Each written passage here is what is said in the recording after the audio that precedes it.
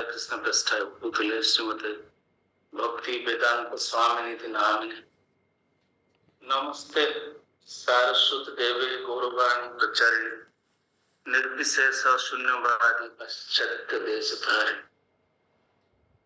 श्री चैतन्य मनोभीष्टं स्थापितं येन भूतले स्वयं कदामि ददाति सुपदातिकं वन्देहं श्रीगुरुः श्रीयुतपदकमलं श्रीगुरून् वैष्णवांश्च श्रीरूपं साग्रजातं सर्वगुणरघुनाथानि तं सजीवं सादितं सावधूतं परिजनसहितं कृष्णपादान् सहगण ललिता श्री विशाखानि तंश्च हे कृष्ण करुणा सिंधु दीनबंधु जगत्पते गोपेश गोपिका कांत राधा कांत नमस्तुते तप्त कंचन गौरांगी राधे वृंदावनेश्वरी वृषभानुसुते देवी प्रणमामि हरिप्रिये वंशा कल्पतरुभ्यश्च कृपा सिन्धुभ्यैव च पतितानां पावनेभ्यो वैष्णवेभ्यो नमो नमः।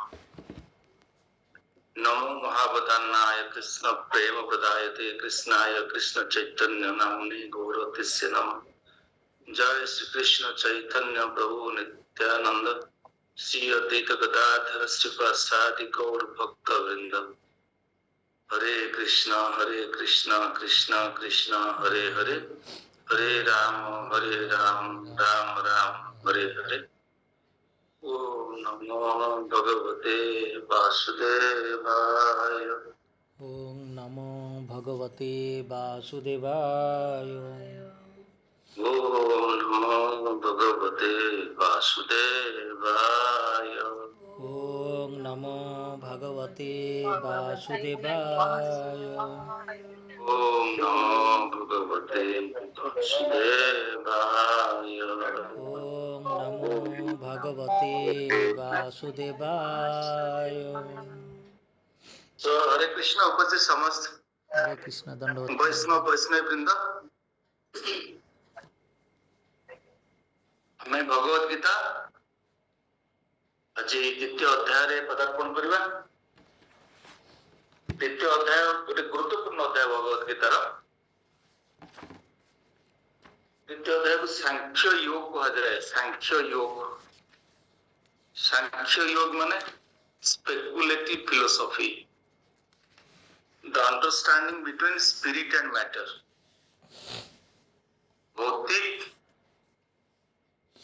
एवं आध्यात्मिक, भौतिकता एवं आध्यात्मिकता भितर प्रभेदर रिसर्च गुरुत्वपूर्ण सब्जेक्ट।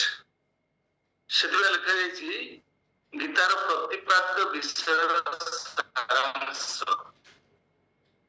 वास्तव में गीतार सारांश द्वितीय अध्याय केंद्रीभूत। तेणु द्वितीय अध्याय को ध्यान सहित श्रवण करने और अध्ययन करने एकांत आवश्यक। यही अध्याय भगवत गीतार एक गुरुत्वपूर्ण अध्याय, कारण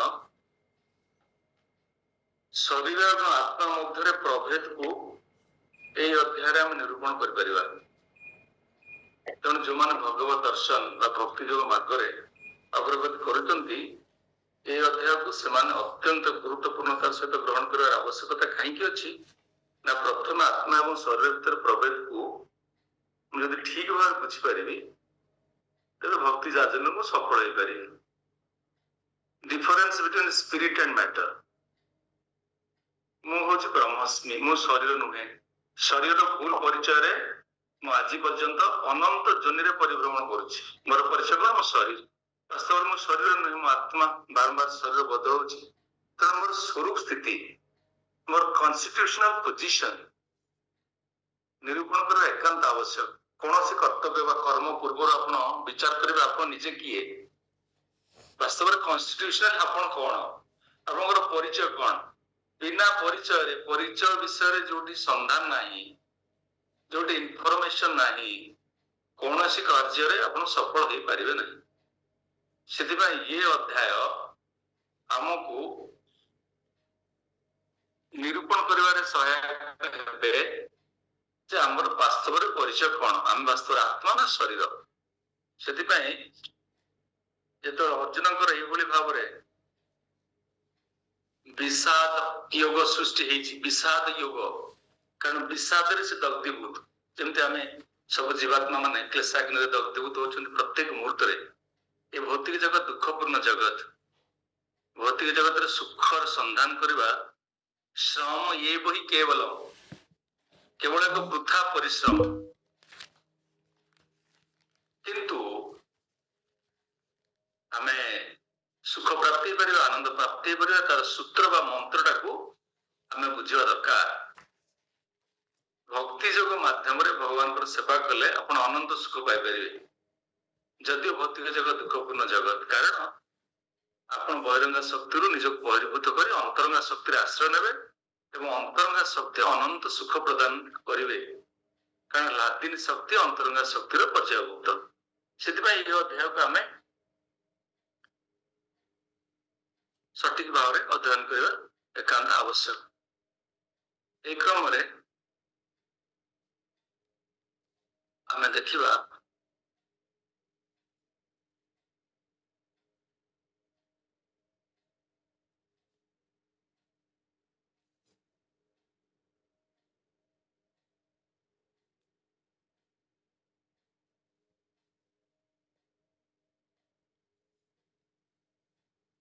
माने स्लाइड शो देखबो छन स्लाइड टाको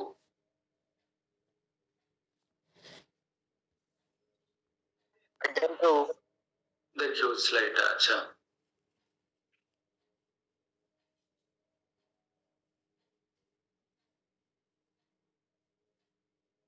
ए स्लाइड रे ए चैप्टर रो गोटे ओवरव्यू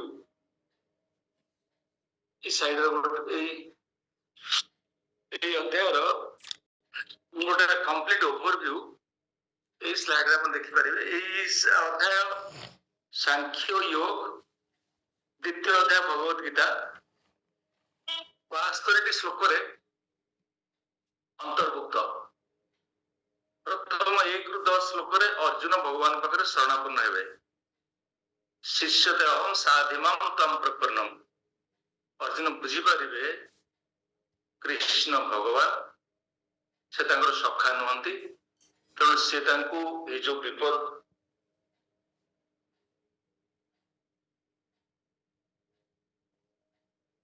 ए जो विपद मुहूर्त रे केवल भगवान तांको उपदेश प्रदान करि परिबे तेणु अर्जुन भगवान को शरणापन्न होचंती 1 रु 10 श्लोक रे आमे अध्ययन करिबा तापरे अर्जुन कौन सब युक्ति रखथिले काई युद्ध करिवे ने कौन सब युक्ति रखथिले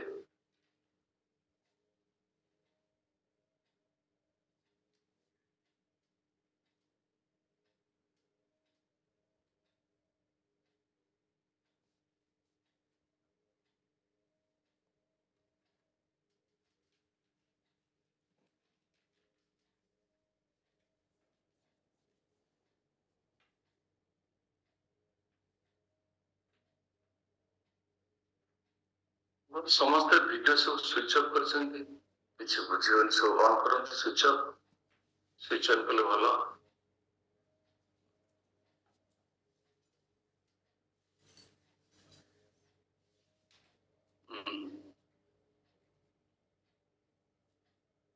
समस्त प्रस्तुत अछन्ती आज क्लास रे आज गुरुत्वपूर्ण क्लास समस्त अटेंटिव और केयरफुल रहबा एकांत दरकार मु कोन कहउतली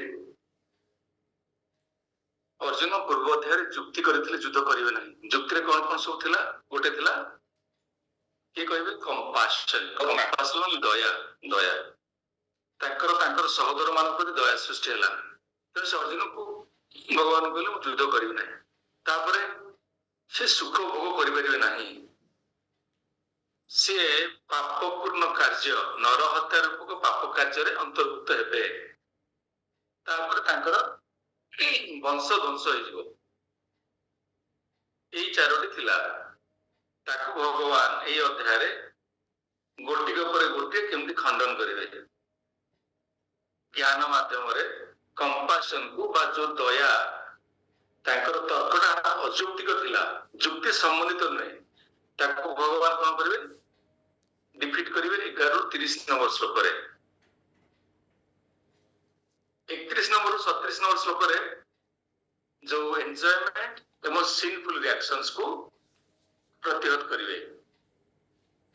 तापरे 38 रु 53 श्लोक रे बुद्धियोग एवं कर्मयोग विषय रे भगवान धारणा देवे। तापरे स्थिर धीर मुनि स्थित प्रज्ञ व्यक्तिर स्वभाव कौन जड़े कृष्ण चेतना रे अंतर्भुक्त होता व्यक्तिर स्वभाव कौन से किमिति चले किमिति बसे तार लक्षण गुड़िक कौन 54 रु 72 श्लोक रे आपण माने अध्ययन कर परिबे। तेणु एबे समस्त पुस्तक आपण सब ओपन करंतु। मैं आज किछि कवर करबा।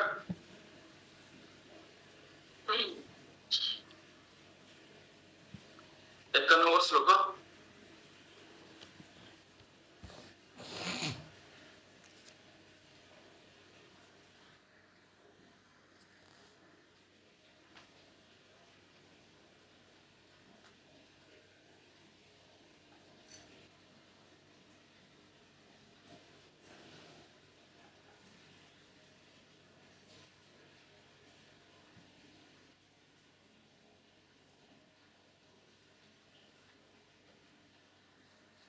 संजय को वाच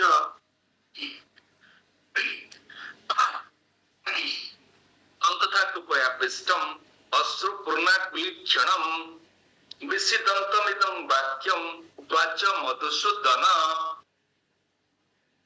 संजय कहउछन्ती धृतराष्ट्र महाराज को ए कोन हला एई बळी भाबर अश्रुपूर्ण लोतकरे आक्रांतित अर्जुन भगवान कृष्ण को मधुसूदन संबोधन करछन्ती।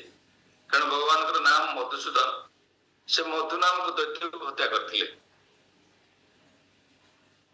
एक प्रकार भाव दयाक्त हृदय रे दुखपूर्ण हृदय रे लोतकरे ताकर चक्षुद्वय पूर्ण से भगवान को मधुसूदन कहले। तापर पुणी मधुसूदन कही अत्यंत दुख रे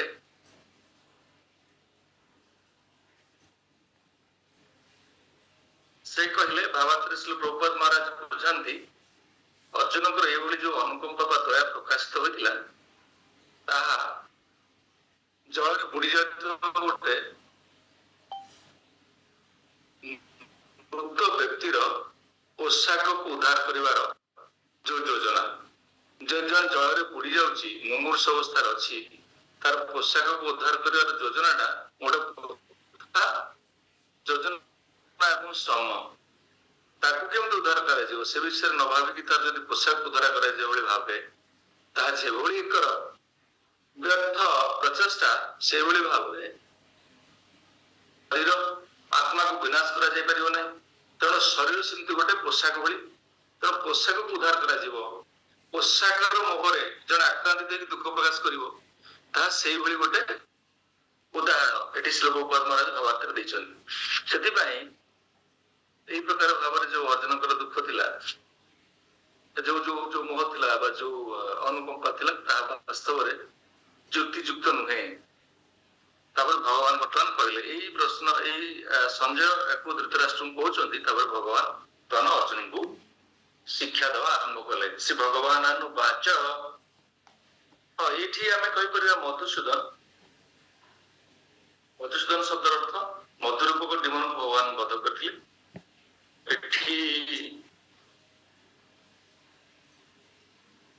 अर्जुन कहते भगवान मोर अज्ञानता रूप अंधकार को अपन भस्म करंतु। ये प्रकार भाव बुझा कारण अर्जुन जो भ्रम धारणा सृष्टि भस्म करने अर्जुन यही प्रकार भाव भगवान को कहते संजय प्रकाश कर धृतराष्ट्र बर्तमान भगवान आरंभ कले। कुतस्था कस्मलम इदम विषमे समुपस्थितम अन्याज्य दुष्टम स्वर्गम अकीर्तिकरम अर्जुन। भगवान बर्तमान आश्चर्य हेले भगवान को अर्जुन को गाली कले धिक्कार कले। कुतस्था कुतत्वा तुम पाखरे केउठारु कस्मलम इदम ये जो कस्मल बा ये जो कलुषिता बा ये जो महिला अज्ञानता तुम पाखरे केमती विषमे समुपस्थित ए जो विषम समय युद्ध समय तुम क्षत्रिय युद्ध करवा तुम स्वाभाविक धर्म तुम ए समय समुपस्थित किभली उपस्थित है आश्चर्यचकित प्रसंग अनार्य जुष्टम स्वर्गम अकीर्तिकरम अर्जुन तुम्हें अनार्य भली परिचय दौच अनार्य कहुए जे जीवन परम गति विषय अज्ञ मो जीवन परम लक्ष्य कृष्ण मो जीवन परम लक्ष्य यही ज्ञान रे जो मान अज्ञ से कौन कह अनार्य अनार्य जुष्टम स्वर्गम अकीर्तिकरम तुमर स्वर्ग गति असंभव स्वर्ग को मान गति करते जो माने वर्णाश्रम धर्म को रक्षा करते तुम्हें क्षत्रिय तुम धर्म है तुम्हें युद्ध करवा तुम्हें भगवान को न पाई पार भक्ति न कले तो भगवान को पाइबे नहीं किंतु ताकू कले वर्णाश्रम धर्म पालन कले भी तुम उच्च लोक को गति निश्चिंत ताकू तुम्हें पाइबनी पुणे अकीर्तिकर अर्जुन तुम नाम रे अकीर्ति अकीर्ति माने अपकीर्ति इनफामी सारा जगत रे कहिबे गोटे पलाता गोटे भीरु गोटे का पुरुष तुम परिचय सारा जगत रे व्याप्त हेबो कहीं ना ब्राह्मण धर्म कौन ब्राह्मण धर्म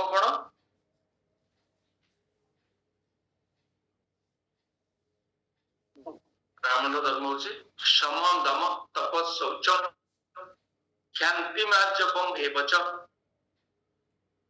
ज्ञान विज्ञान आस्तिक्यम ब्रह्म कर्म स्वभावजम अष्टादश अध्याय कोटी अच्छी अष्टादश अध्याय आपण पाइबे भगवद गीता 42 नंबर श्लोक आपण पाइबे ब्राह्मणर धर्म होची सम दम तप शौचम सम माने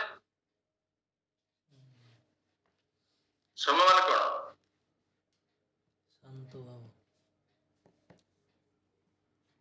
मन को कंट्रोल करवा नियंत्रण करवा दम माने इंद्रिय मान को नियंत्रण करवा सम दम तप माने तपस्या माने कौन परिजुग तपस्या भगवान को नाम कीर्तन सम दम तप शौच माने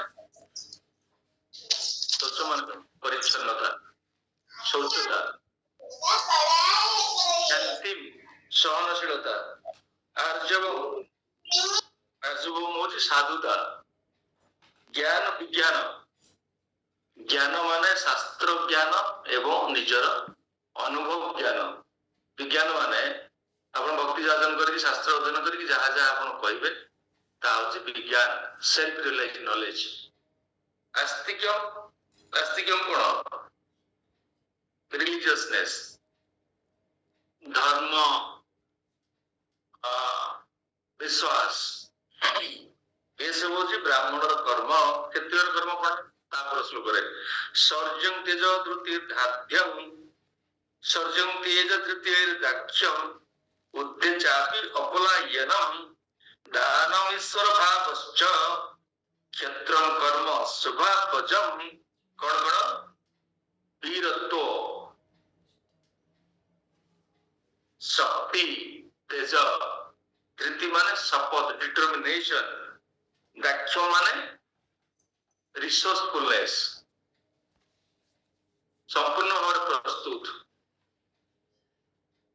उदे चापि अपलायनम युद्ध रे पलायनता नहीं युद्ध रे पछकु फेरिबार नहीं दान करिबा ईश्वर भावश्च ईश्वर भाव माने कौन प्रभुत्व सब बड़े लीडर हवा ये हूँ क्षत्रिय धर्म वैश्य धर्म कौन कृषि गोरक्षा वाणिज्यम वैश्य कर्म स्वभावजम वैश्य हूँ कृषि गोरक्षा वाणिज्य जमी ब्रज वृंदावन नंद महाराज धर्म कौन थिला कृषि गोरक्षा वाणिज्य थिला से इंद्र पूजा करुले इंद्रदेव कृपा करी वर्षा प्रदान कले से कृषि रे अधिक सफल हो पारिबार ସେତେବେଳେ ଧାରଣା ଥିଲା, କିନ୍ତୁ ଭଗବାନ କୃଷ୍ଣ ଇନ୍ଦ୍ର ପୂଜାକୁ ବନ୍ଦ କଲେ। ଗିରି ଗୋବର୍ଦ୍ଧନ ଭଗବାନ ଗିରିରାଜଙ୍କୁ ଉତ୍ତୋଳନ କଲେ ବାମ ହାତର କନିଷ୍ଠ ଆଙ୍ଗୁଠିରେ 7 ଦିନ ଧରି ରଖିଲେ। ତେଣୁ ଆମେ ଗୋବର୍ଦ୍ଧନ ଲୀଳା ଜାଣିଛନ୍ତି, କାରଣ ଭଗବାନ ପୁରୁଷୋତ୍ତମଙ୍କର ସେବା ଏକାନ୍ତ ଅନିବାର୍ଯ୍ୟ, ଅନ୍ୟ ଡେମିଗଡ ମାନଙ୍କର ସେବା କରାଯିବା ଉଚିତ ନୁହେଁ। ସେ ବହୁତ ବଡ ପ୍ରସଙ୍ଗ। ଯାହା ହଉ, ଇଏ ହଉଛି କାହାର? ବୈଶ୍ୟ ମାନଙ୍କର ସ୍ୱଧର୍ମ।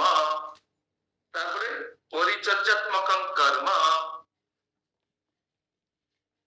ଶୂଦ୍ରସ୍ୟାପି ସ୍ୱଭାବଜଂ। ଶୂଦ୍ରର ଧର୍ମ କଣ? ପରିଚର୍ଯାତ୍ମକ କର୍ମ। ପରିଚର୍ଯା, ଅନ୍ୟ ବର୍ଗ ମାନଙ୍କର ସେବା କରିବା। କାହାର ଧର୍ମ? ଶୂଦ୍ର। ହେଉଛି ବର୍ଣ୍ଣାଶ୍ରମ ଧର୍ମ।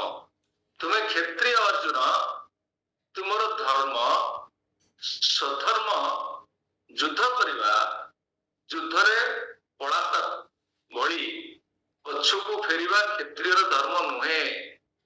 ତୁମେ ଅକୀର୍ତ୍ତି ଅପକୀର୍ତ୍ତି ଅର୍ଜନ କରିବ। ସାରା ଜଗତରେ ଅପକୀର୍ତ୍ତି ମୃତ୍ୟୁ ଠାରୁ ଭୟଙ୍କର।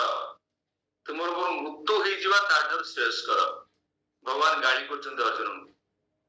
ଦେଖନ୍ତୁ, ଧର୍ମରୁ ବିଚ୍ୟୁତ ହେଲେ ଭଗବାନଙ୍କର କଠୋର ଭାଷା ଆସି ଆରମ୍ଭ ହେଇଛି। ତେଣୁ ଭଗବାନ କିଏ? ଏଇ ଶ୍ଲୋକର ଭାବାର୍ଥରେ ଶ୍ରୀ ପ୍ରଭୁପାଦ ଭଗବାନଙ୍କ ବିଷୟରେ ବର୍ଣ୍ଣନା କରିଛନ୍ତି। ଭଗବାନ କିଏ?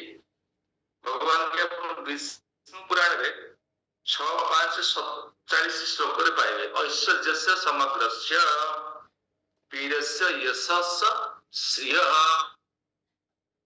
ଜ୍ଞାନ ବୈରାଗ୍ୟ ଶୈବ ସନାମ ଭାଗ ଇତି ଗନା। ଐଶ୍ୱର୍ଯ୍ୟପୂର୍ଣ୍ଣ, 6ଟା ଐଶ୍ୱର୍ଯ୍ୟରେ ପରିପୂର୍ଣ୍ଣ। ସଚ୍ଚିଦାନନ୍ଦ ତନୁ ବ୍ରଜେନ୍ଦ୍ର ନନ୍ଦନ, ଷଡ଼ୈଶ୍ୱର୍ଯ୍ୟପୂର୍ଣ୍ଣ ସର୍ବରସପୂର୍ଣ୍ଣ କୃଷ୍ଣ। 6ଟା ଐଶ୍ୱର୍ଯ୍ୟରେ କିଏ ପରିପୂର୍ଣ୍ଣ? ଭଗବାନ। ଭଗବାନ ଐଶ୍ୱର୍ଯ୍ୟ, ବାନ ମାନେ ଅଧିକାରୀ। ଭୌତିକ ଜଗତରେ ବାସ୍ତବରେ ଏଇ 6ଟା ଐଶ୍ୱର୍ଯ୍ୟ ହିଁ ଅଛି। ଆପଣ ଯେତେ ଐଶ୍ୱର୍ଯ୍ୟ ଦେଖିବେ ଜଗତରେ, ଏଇ 6ଟା ଐଶ୍ୱର୍ଯ୍ୟ, ସବୁ ଐଶ୍ୱର୍ଯ୍ୟ କେନ୍ଦ୍ରୀଭୂତ। କଣ କଣ? ଟୋଟାଲ ଐଶ୍ୱର୍ଯ୍ୟ ଧନ। ଆମେ ଜଗତରେ ବାରମ୍ବାର ପ୍ରଶ୍ନ ପଚାରୁଛି, କିଏ ସବୁଠୁ ଧନୀ?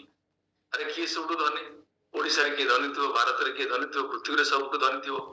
ସବୁ ଲୋକରେ ଅନନ୍ତ କୋଟି ବ୍ରହ୍ମାଣ୍ଡର ସର୍ବଶ୍ରେଷ୍ଠ ଧନୀ କିଏ ହେଇପାରିବ? ଭଗବାନଙ୍କ ବ୍ୟତୀତ ଆଉ କିଏ ହେଇପାରିବ?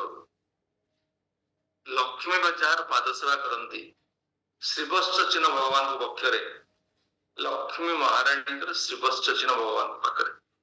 ଭଗବାନ କୃଷ୍ଣ ଯୋଉଠି ବିରାଜିତ, ଲକ୍ଷ୍ମୀ ମହାରାଣୀ ସ୍ୱାଭାବିକ ଭାବରେ ବିରାଜିତ।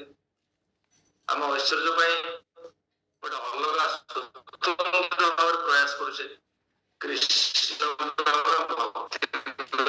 ଐଶ୍ୱର୍ଯ୍ୟ ପ୍ରାପ୍ତି ହବା ଯଦି ବି କାମନା ଥାଏ, ଭକ୍ତ ତ କେବେ ଐଶ୍ୱର୍ଯ୍ୟ କାମନା କରେନି। ଖୋଜା ଯାଏ, ଲୋକମାନେ କଣ କହିବେ? କି ନିର୍ବୋଧ।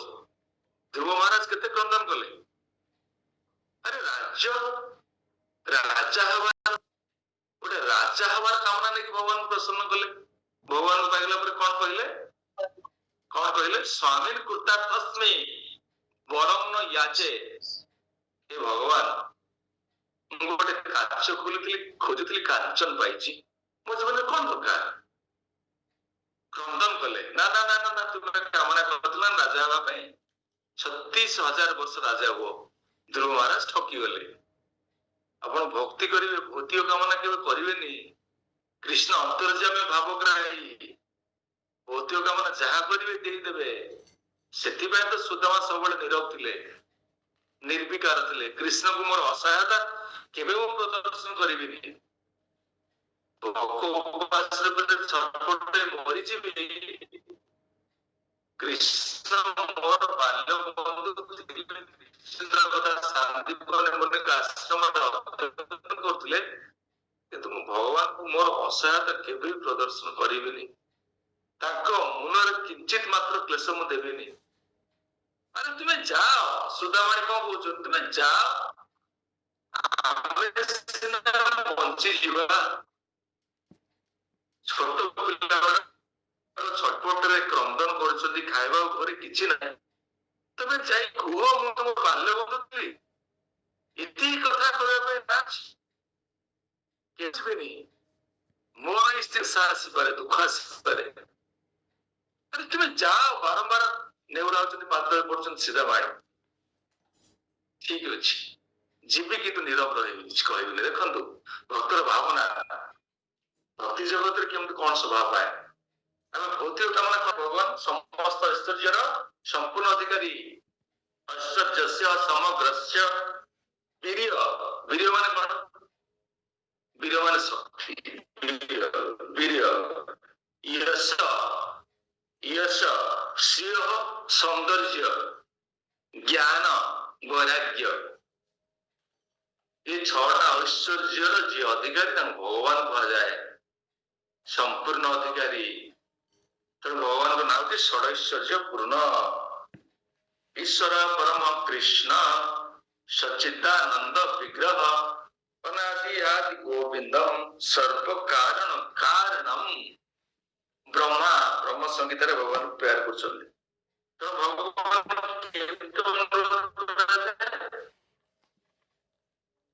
ତିନି ପ୍ରକାର ସ୍ୱରୂପରେ ଭଗବାନ ଉପଲବ୍ଧ।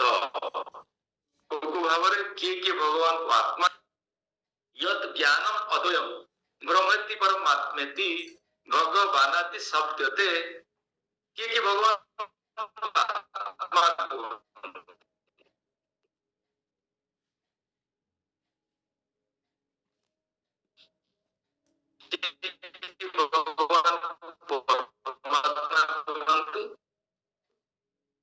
ଭକ୍ତମାନେ ଭଗବାନଙ୍କୁ ଭଗବାନ କୁହନ୍ତି।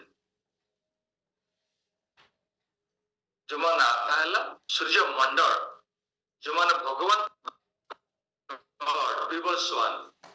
ସୂର୍ଯ୍ୟ ଦେବ, ତାହେଲେ ସବୁଠାରୁ ଶ୍ରେଷ୍ଠ କିଏ? ସବୁଠାରୁ ଶ୍ରେଷ୍ଠ ନିଶ୍ଚୟ ଭାବରେ ସୂର୍ଯ୍ୟ ଦେବ।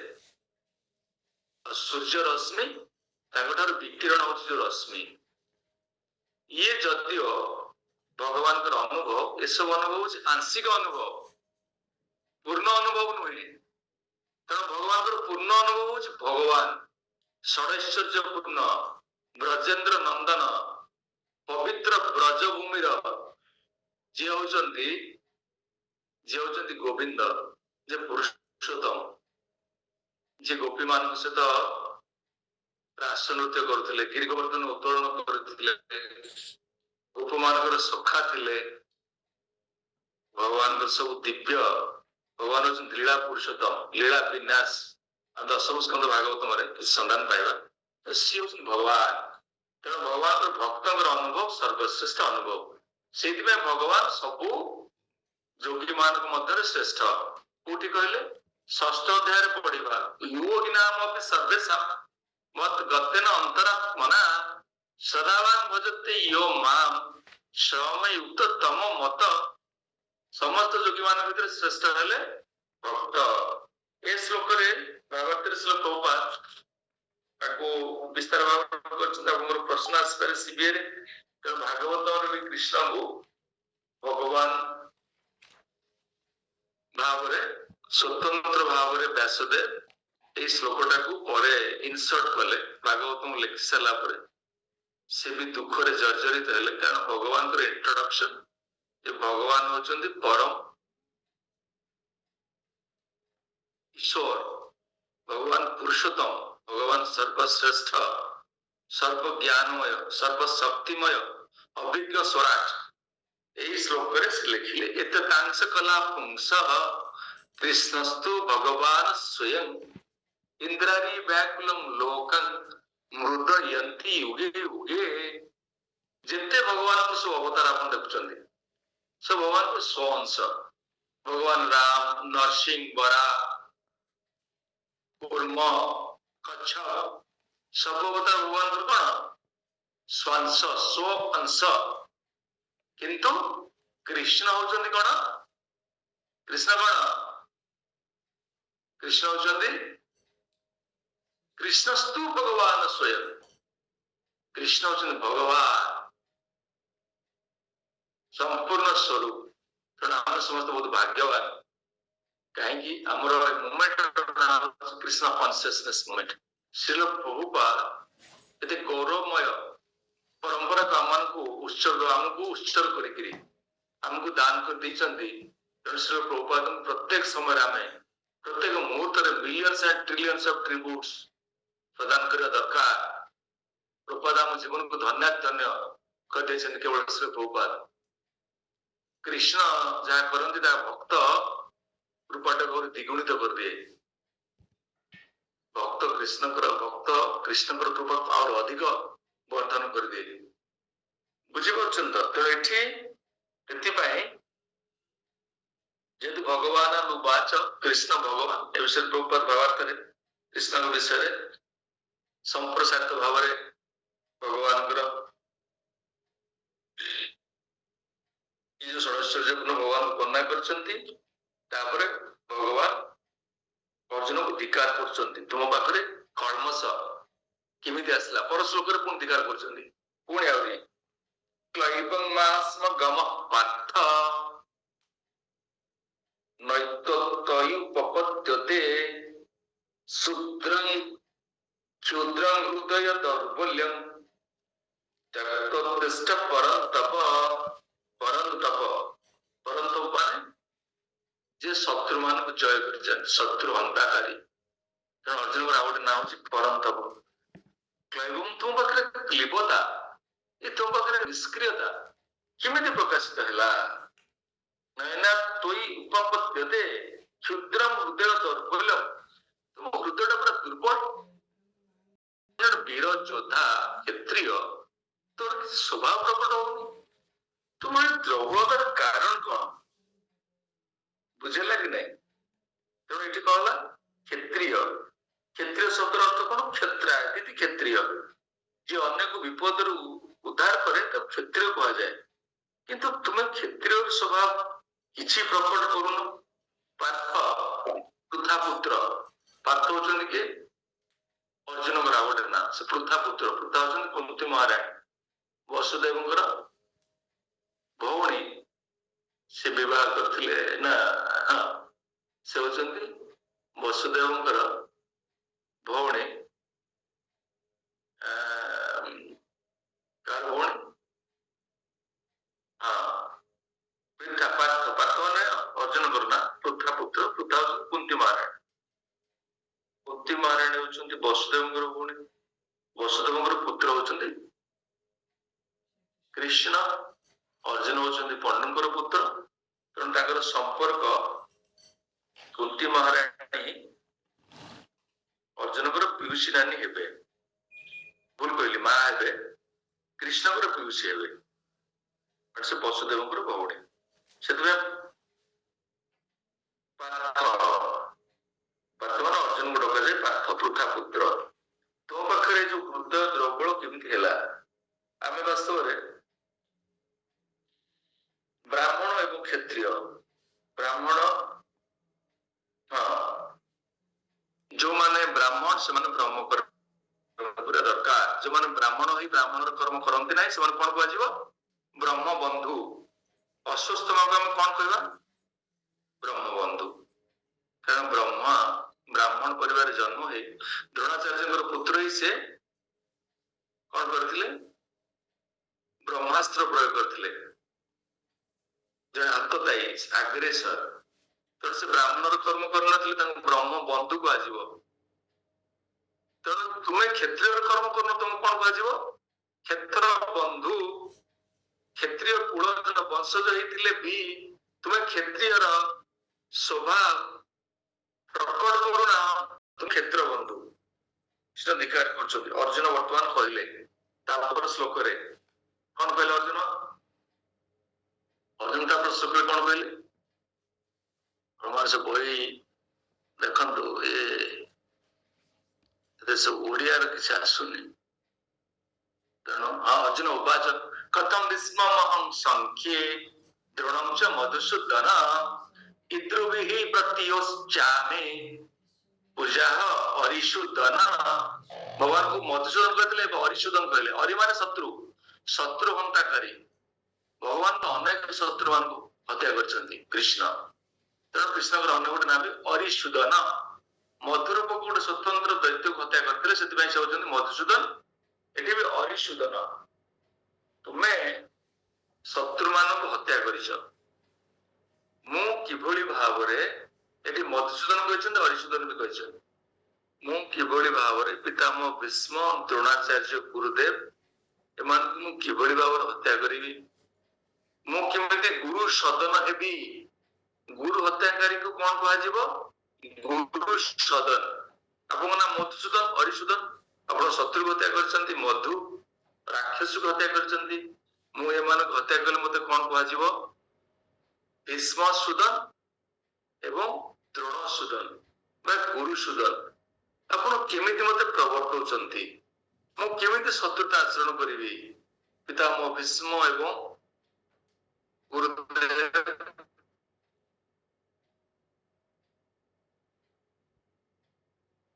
द्रोणाचार्य सहित महान महावान आउथरे जुक्ति कर जुक्ति सरीनी ये अध्याय 11 नंबर श्लोक पर्यंत पुणी चलो श्रया भक्तुम क्षेपम इह लोके इत्यर्थ कामस्तुम गुरुन हेव भुजियो भोगा रुधिर प्रदिधान कौन कहले मो गुरु को हत्या करी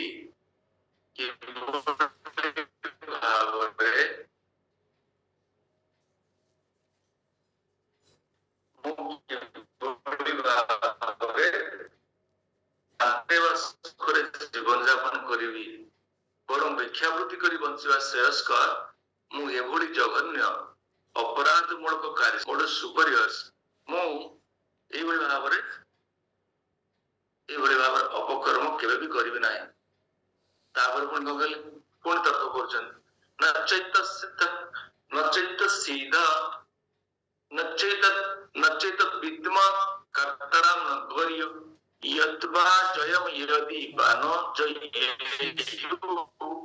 यद एव हत्वान जिजीविषांस तेभिष्ठित प्रमुख्य धृतराष्ट्र एटी पुणी से कौन कहले ताले 2.5 है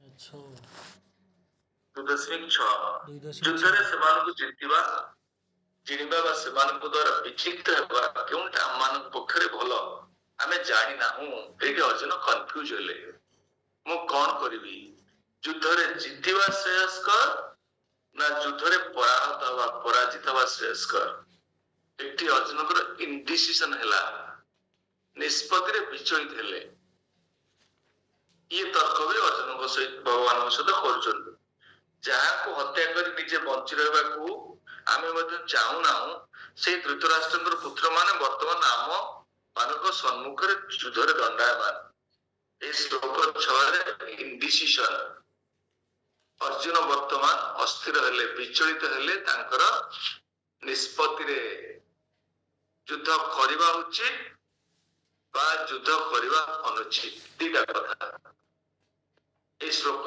देखो आप अनुवाद रे युद्धरे सेमानकु जितिबा बा सेमानकु द्वारा विजित हेबा केउंटा आमानक पक्षे भलो का कहउचंदी कृष्ण कहउचंदी आपण मते बुझान से निजे द्वंद्वरे पड़ुचंदी भगवान प्रश्न पचारुचंदी तर्क करूचंदी ए सब लॉजिक्स ए सब आर्गुमेंट्स ए सब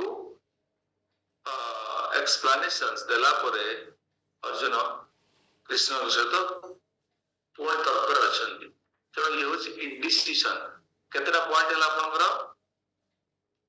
अर्जुन भगवान सहित तर्क कर युद्ध करेंगे ना केतटा पॉइंट पाइले गोटे कंपाशन गोटे सिंपल रिएक्शन गोटे नो एंजॉयमेंट गोटे डिस्ट्रक्शन ऑफ डायनास्टी ये इंडिसिजन 5टा पॉइंट जहाँ आम प्रतीक्षा करते ये पॉइंट हूँ शेष पॉइंट अर्जुन भगवान सहित वर्तमान टर्निंग पॉइंट आसला भगवत गीतार अर्जुन वर्तमान शरणापन्न हेबे एपर्यंत तर्क मदमत थिले वर्तमान अर्जुन कॉन्शियसनेस जागृत है चेतना अर्जुन वर्तमान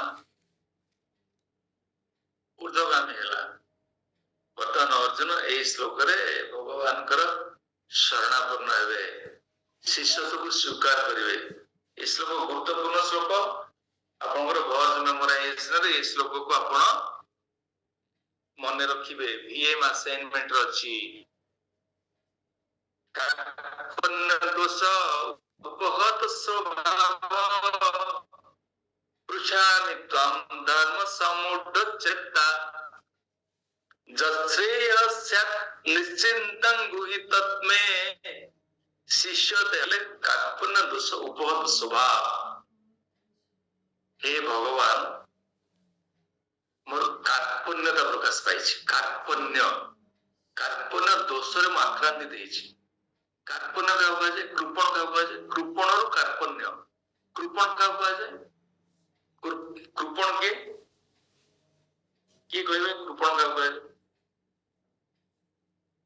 କୃଷ୍ଣ ପ୍ରଭୁ, ଲୋଭୀ ଲୋକଙ୍କୁ କୃପଣ କୁହାଯାଏ। ଲୋଭୀ କୃପଣ? ନା ନା ନା ନା, ଶାସ୍ତ୍ର ସଂଜ୍ଞା ଅନୁସାରେ କୁହନ୍ତୁ। କହିଲେ ଧନ୍ୟବାଦ, କିନ୍ତୁ ଆଉ ଟିକେ ବିସ୍ତାର କରିବା ଦରକାର। କୃପଣ କାହାକୁ କୁହାଯିବ? କିଏ କହିବେ?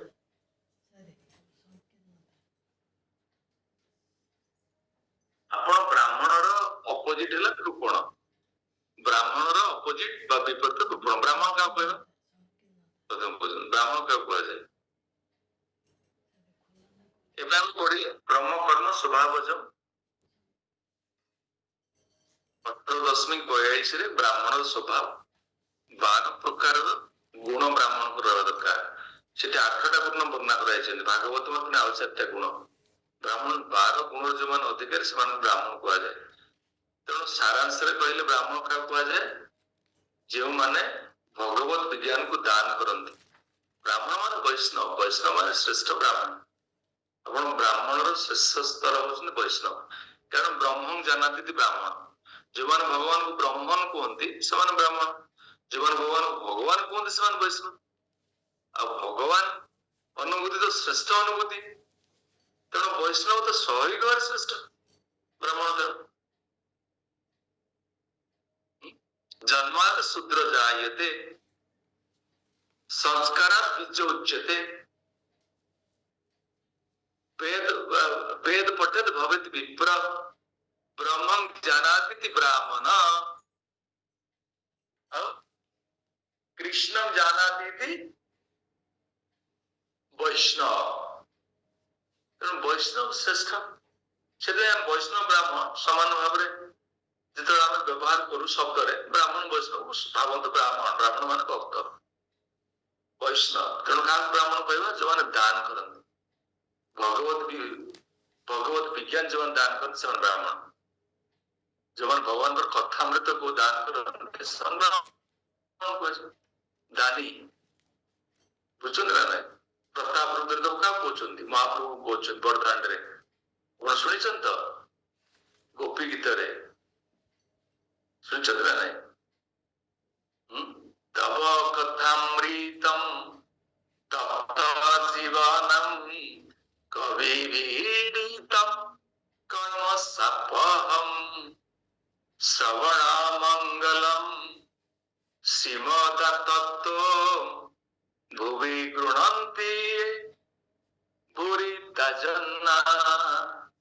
भुवि गृह्णन्ति भूरिदा जना।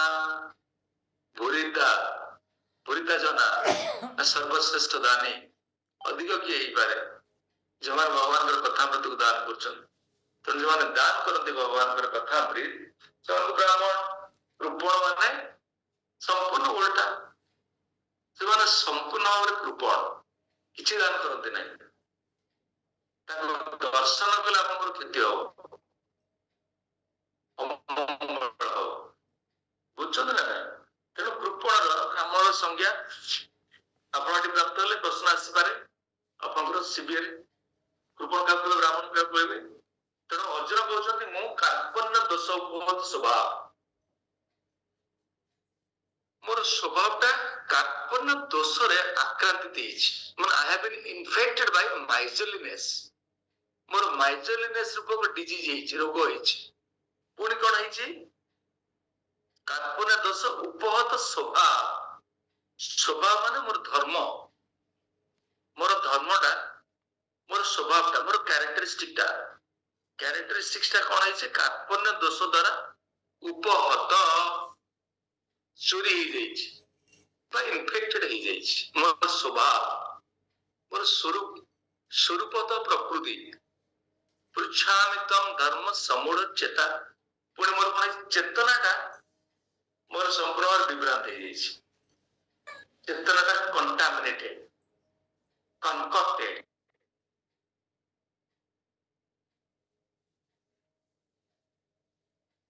कन्वर्टेड कॉन्शियसनेस मोर ठीक भाव फंक्शन करूनी भगवान देखो कि दुख सहित कौन से पृछामि त्वाम मु आपको प्रश्न पचारुछि कौन प्रश्न पचारुछि यस्य स्यात् निश्चिंतं ब्रूहीत मे मो पे जहा श्रेयस्कर मो पे जहा श्रेय आपण मते निश्चय प्रदान करंतु भगवान कारण आपण होचंती सर्वज्ञाता आपण ही कहि परिबे मोर श्रेय कोन वास्तव जीवन में कोन थाए गोटे प्रेय गोटे श्रेय प्रेय का कहबा श्रेय का कहबा आपनकर आकस्मिक सुख को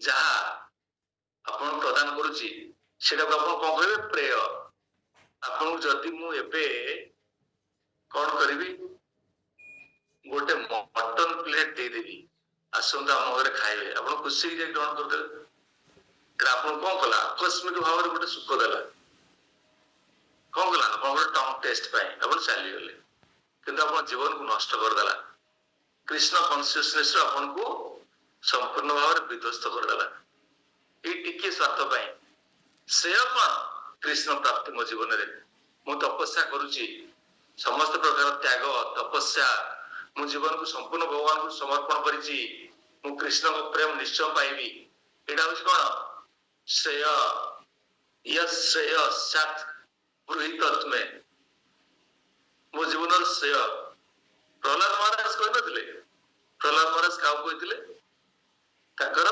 पितृदेव हिरण्यकशिपु कोन कहले नते विदु स्वार्थ गति हि विष्णु आपण जानी ना हे असुर श्रेष्ठ पिता तो संबोधन करना कहले हे असुर श्रेष्ठ आपण जीवन श्रेय परमात्मिक स्वार्थ जे भगवान विष्णु कृष्ण आपण जानी ना कारण अच्छी कहीं जाना पर विश्लेषण करवा छाड़ी दिंतु एबे एक प्रसंग लंबा होती से कौन कहते अर्जुन मोर श्रेय कौन भगवान मते कहतु सनातन गोस्वामी तो से कथा कहले क्या कहले चैतन्य महाप्रभु को मु किए मु कहीं दुख पाउची मो पाई श्रेय कौन भगवान कहतु तेणु आम समस्ते जीवन रे जितेबेले आम द्वंद्वात्मक स्थिति रे पहुंचू आक्रांतित हो जड़े स्पिरिचुअल मास्टर को आप निश्चिंत भाव में कंसल्ट करेंगे कारण सी तत्वदर्शी जड़े साधु भगवान सहित अनेक दिन संबंध प्रस्तुत कर तत्व प्रकट हुए सी कहीपर आप श्रेय कौन किंतु आजिकल संसार में साधु मान को कौन करा प्रत्याख्यान करा अपमान करा साधु कौन जानी मु तो बहुत पाठ पढ़ी मु तो विज्ञान में पीएचडी मु तो फिलोसोफर मु साइंटिस्ट प्रभुपाद महाराज कहते डॉक्टर फ्रॉग ये सब doctor frog PhD material science को जानी कि स्पिरिचुअल साइंस को अस्वीकार करवा spiritual science superior science than material science अपन केमति कहबे अपन केमति जानि परबे अपन जीवन विपद आसिले आपिला उधर सती में कौन पचारछंती अर्जुन य श्रेय स्यात् निश्चिंत गृहीत मे मते अपन निश्चय कोन मो जीवन श्रेय कोन पुणी कौन कहले शिष्यते अहम साधिमाम तम प्रपन्न मु वर्तमान अपन शिष्य तो स्वीकार कली हे भगवान ସାଦି ମାଙ୍ଗ ମତେ ଆପଣ ଶାସନ କରନ୍ତୁ। ଶିଷ୍ୟକୁ ଶାସନ କରାଯାଏ। ଶିଷ୍ୟକୁ ଶାସନ ମାଧ୍ୟମରେ କଣ କରାଯାଏ? କୃଷ୍ଣ ବିଜ୍ଞାନ ପ୍ରଦାନ କରାଯାଏ। ଏ ଶିଷ୍ୟର ସୌଭାଗ୍ୟ। ଶିକ୍ଷକ ମଧ୍ୟ ଶାସନ କରାଯାଉଛି। ମୁଁ ବି ଜ୍ଞାନୀ ବିଦ୍ୱାନ ଶିଷ୍ୟ ମାନେ ଯାହାକୁ ଶାସନ କରାଯାଏ ଶିଷ୍ୟ କୁହାଯାଏ। ଶାସନ ମାଧ୍ୟମରେ ଜୀବନର ପରମ ସଫଳତା ସମର୍ଥ କରାଯାଏ। ସେ ହେଉଛନ୍ତି ଶିଷ୍ୟ। ତାଙ୍କ ପ୍ରପନ୍ନ ବାବାଙ୍କର ଶରଣାପନ୍ନ ହେଲେ ଭଗବାନ। ତେଣୁ ଅର୍ଜୁନ ବର୍ତ୍ତମାନ ଭଗବାନଙ୍କର ଶରଣାପନ୍ନ ହେଲେ କୃଷ୍ଣଙ୍କର। ତର୍କ କଲେ ସବୁ ଦ୍ୱନ୍ଦାତ୍ମକ ସ୍ଥିତିରେ ନିଜର ସ୍ୱରୂପତ ଧର୍ମ ସମ୍ପୂର୍ଣ୍ଣ ଭାବରେ ଭୁଲିଗଲେ, ଆକ୍ରାନ୍ତିତ ହେଲେ, ବିମୂଢ ଚେତନା ବିମୂଢ ହେଇଗଲା। এই ପ୍ରକାର ପରିସ୍ଥିତିରେ ସେ ବର୍ତ୍ତମାନ କୃଷ୍ଣ ପାଖରେ ଶରଣାପନ୍ନ ହୋଇ ଶିଷ୍ୟତ୍ୱ ସ୍ୱୀକାର କରି କହିଲେ ମତେ ଶାସନ କରନ୍ତୁ, ମୋ ଜୀବନରେ କଣ ମୋ ପାଇଁ ଶ୍ରେୟ ଆପଣ ପ୍ରକାଶ କରନ୍ତୁ ହେ ଭଗବାନ। ଏଇଟା ଭଗବତର ଟର୍ଣ୍ଣିଂ ପଏଣ୍ଟ କୁହାଯାଏ। ତାପରେ ବର୍ତ୍ତମାନ ଆରମ୍ଭ ହବ। ଏଟାକୁ ଆପଣ ଲେଖିବେ ଟର୍ଣ୍ଣିଂ ପଏଣ୍ଟ। ଭଗବତ ଗୀତା ଟର୍ନ କଲା। ଗୋଟେ ଭିନ୍ନ ଦିଗରେ ଆମେ ଯାଉଥିଲେ, ବର୍ତ୍ତମାନ ଦିଗ ପରିବର୍ତ୍ତନ ହେଲା। ଆସନ୍ତୁ ବର୍ତ୍ତମାନ କୃଷ୍ଣଙ୍କର ରାଜନୀତି ଆରମ୍ଭ ହେଲା। ବୁଝିପାରୁଛନ୍ତି ତ? ବର୍ତ୍ତମାନ କୃଷ୍ଣଙ୍କର ଆରମ୍ଭ ହେଲା ଅଧ୍ୟାୟ। କଣ ବର୍ତ୍ତମାନ ଭଗବାନ କହିବେ? ଆସନ୍ତୁ। ହଁ, ଅର୍ଜୁନଙ୍କର ସରିନି এই ଶ୍ଲୋକରେ। ହଁ, ଏ ଶ୍ଲୋକରେ ରହିଛି। ଭଗବାନ 91 ଶ୍ଲୋକରୁ କହିବେ। ଏଠି ପୁଣି ଅର୍ଜୁନ କହୁଛନ୍ତି ନହି ପ୍ରପଶ୍ୟାମି ମମାପନୁଦ୍ୟାତ୍ यच्छोक मुच्छोषणमिन्द्रियाणाम् अवाप्य भूमा वसपत्नं बोधं राजं सुराणामपि चाधिपत्यं। मोर ये राज्य अधिकार करी साम्राज्य विस्तार करी आधिपत्यता दरकार नहीं है भगवान। मुझे चाहे नहीं। मोर इंद्रिय मान को शुष्क कर देउछि। तापर टिके कोह अछि तो कहउचंती शिष्य तो स्वीकार करदेले, शरणापन्न हेले, ताकर कोहरे जो इमोशंस अछि तथा भगवान कहउचंती। तेणु मोर सुख दूर हो मु ता देखि पार नाही, तथा मोर ए सुख जे दूर हेबो मु ताको देखि पार नाही। से कथा कहि चलछन संजय सेही कथा को ए दिटा श्लोक रे कहले। प्रथम श्लोक होछि टर्निंग पॉइंट। तापर वर्तमान संजय सेही कथा टेलीकास्ट करछन काको टेलीकास्ट करछन धृतराष्ट्रंकु संजय उवाच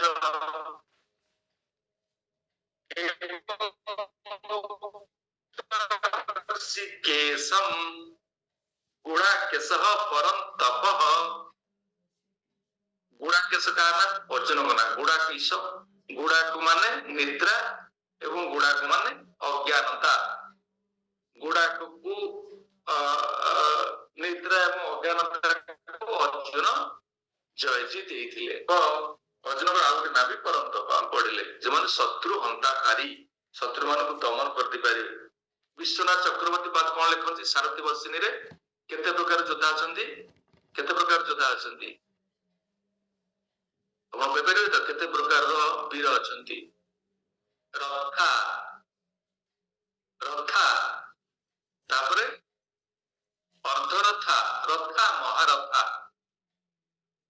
रथा माने जी जनक संगे अर्धरथा माने जी जनक संगे युद्ध करिकरी जयजी दे परिबो। दुई जनक संगे युद्ध कर जयजी तो रथा कह। महारथा माने 10 रु अधिक शत्रु सेनानी मान को जी पराहत कर दो ताके महारथा कहे। विश्वनाथ चक्रवर्ती देखुछन ताकर साउथ वर्षिणी रे। तेणु अर्जुन महारथा थिले, अर्जुन महायोद्धा परम तो कहा जाए। नजस्वी गोविंदम उक्तत्वा तृष्णि बहु कह। एपरी भाव में शत्रु दमनकारी अर्जुन कृष्ण को कहले हे गोविंद मु युद्ध करिबि नै। या से नीरव हेले। से ती कथा को टेलीकास्ट कले, प्रेजेंट कले धृतराष्ट्र को संजय। तम पाच ऋषि केश प्रसन्नी निव भारत सेनयोर मध्य ବିଂଶି ଦନ୍ତମ୍ ଇଦମ୍ ବଚ ଏଇଭଳି ଭାବରେ ଅର୍ଜୁନ ଶୋକାପ୍ଲୁତ ଏବଂ ଲୋତପୂର୍ଣ୍ଣ ଚକ୍ଷୁରେ କୃଷ୍ଣଙ୍କର ଶରଣାପନ୍ନ ହୋଇ ଶିଷ୍ୟତ୍ୱକୁ ସ୍ୱୀକାର କରି ପ୍ରତୀକ୍ଷା କରି ରହିଲେ ଭଗବାନଙ୍କର କୃପା ଏବଂ ଆଶୀର୍ବାଦକୁ। ତାପରେ ଭଗବାନ ଆରମ୍ଭ କରୁଛନ୍ତି 11 ନମ୍ବର ଶ୍ଲୋକରେ, 11 ରୁ 30 ନମ୍ବର ଶ୍ଲୋକ ପର୍ଯ୍ୟନ୍ତ ଆପଣ ମାନେ ଅଧ୍ୟୟନ କରିବେ କେମିତି ଅର୍ଜୁନଙ୍କର ଯୋଉ ବୃଥା କମ୍ପାସନ ବା ଅନୁକମ୍ପା ଥିଲା ତାକୁ ଏଇ ସବୁ ଶ୍ଲୋକରେ ସେ ଖଣ୍ଡନ କରିବେ। ତେଣୁ ଆମେ ଧ୍ୟାନର ସହିତ ସବୁ ଶ୍ରବଣ କରିବା। 11 ରୁ 30 ନମ୍ବର ଶ୍ଲୋକରେ 11 ରୁ 30 ନମ୍ବର ଶ୍ଲୋକରେ କମ୍ପାସନ ର ଯୁକ୍ତିକୁ, କାରଣ ଭଗବାନ ହଉଛନ୍ତି ନାଟ୍ୟ ନାଟ୍ୟ ଧର ତଥା ସବୁର ଭଗବାନ ଶ୍ରେଷ୍ଠ, ତର୍କରେ ଭଗବାନ ଶ୍ରେଷ୍ଠ ନା ଭଗବାନ ତର୍କରେ କିଏ ପାରିବେ? ଆପଣଙ୍କ ଭିତରୁ କିଏ ଅଛନ୍ତି ଭଗବାନଙ୍କୁ ତର୍କରେ ପାରିବେ? କୃଷ୍ଣଙ୍କୁ କିଏ ପାରିବେ?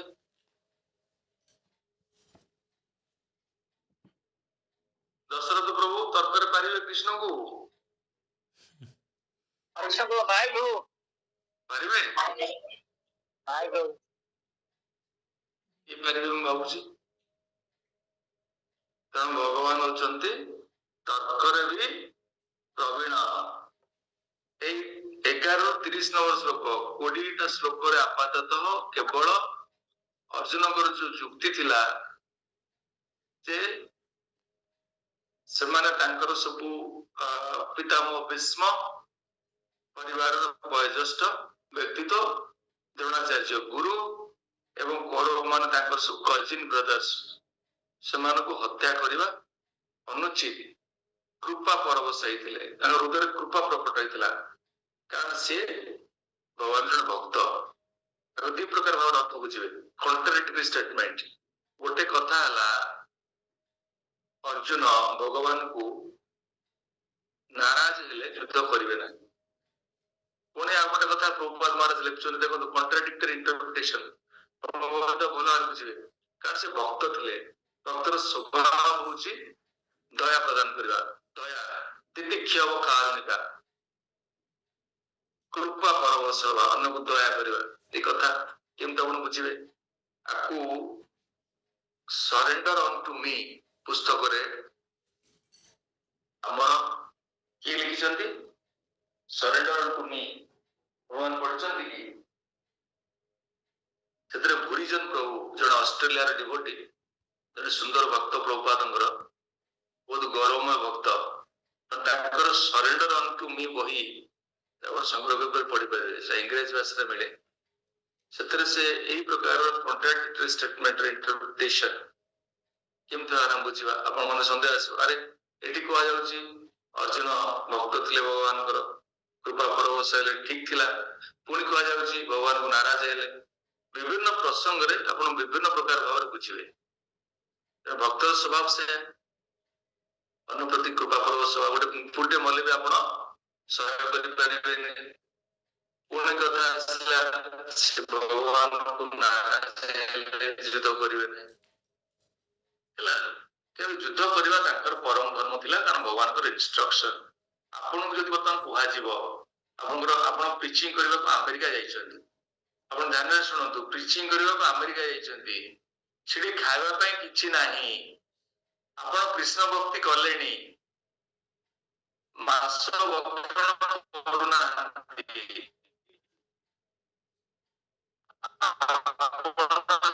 ମାସ ଭକ୍ଷଣ କରିବେ, ପ୍ରିଚିଂ କରିବେ ଆମେରିକାରେ, ମାସ ଭକ୍ଷଣ କରିବେ ନା କରିବେ ନାହିଁ?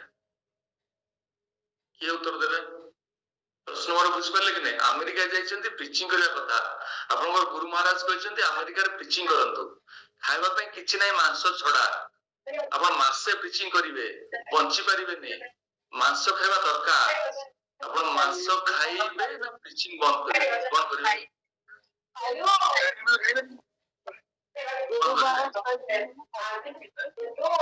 ବିଷମ ସମସ୍ୟାରେ ପକେଇଲେ ପ୍ରଭୁ ନା କଣ କରିବେ?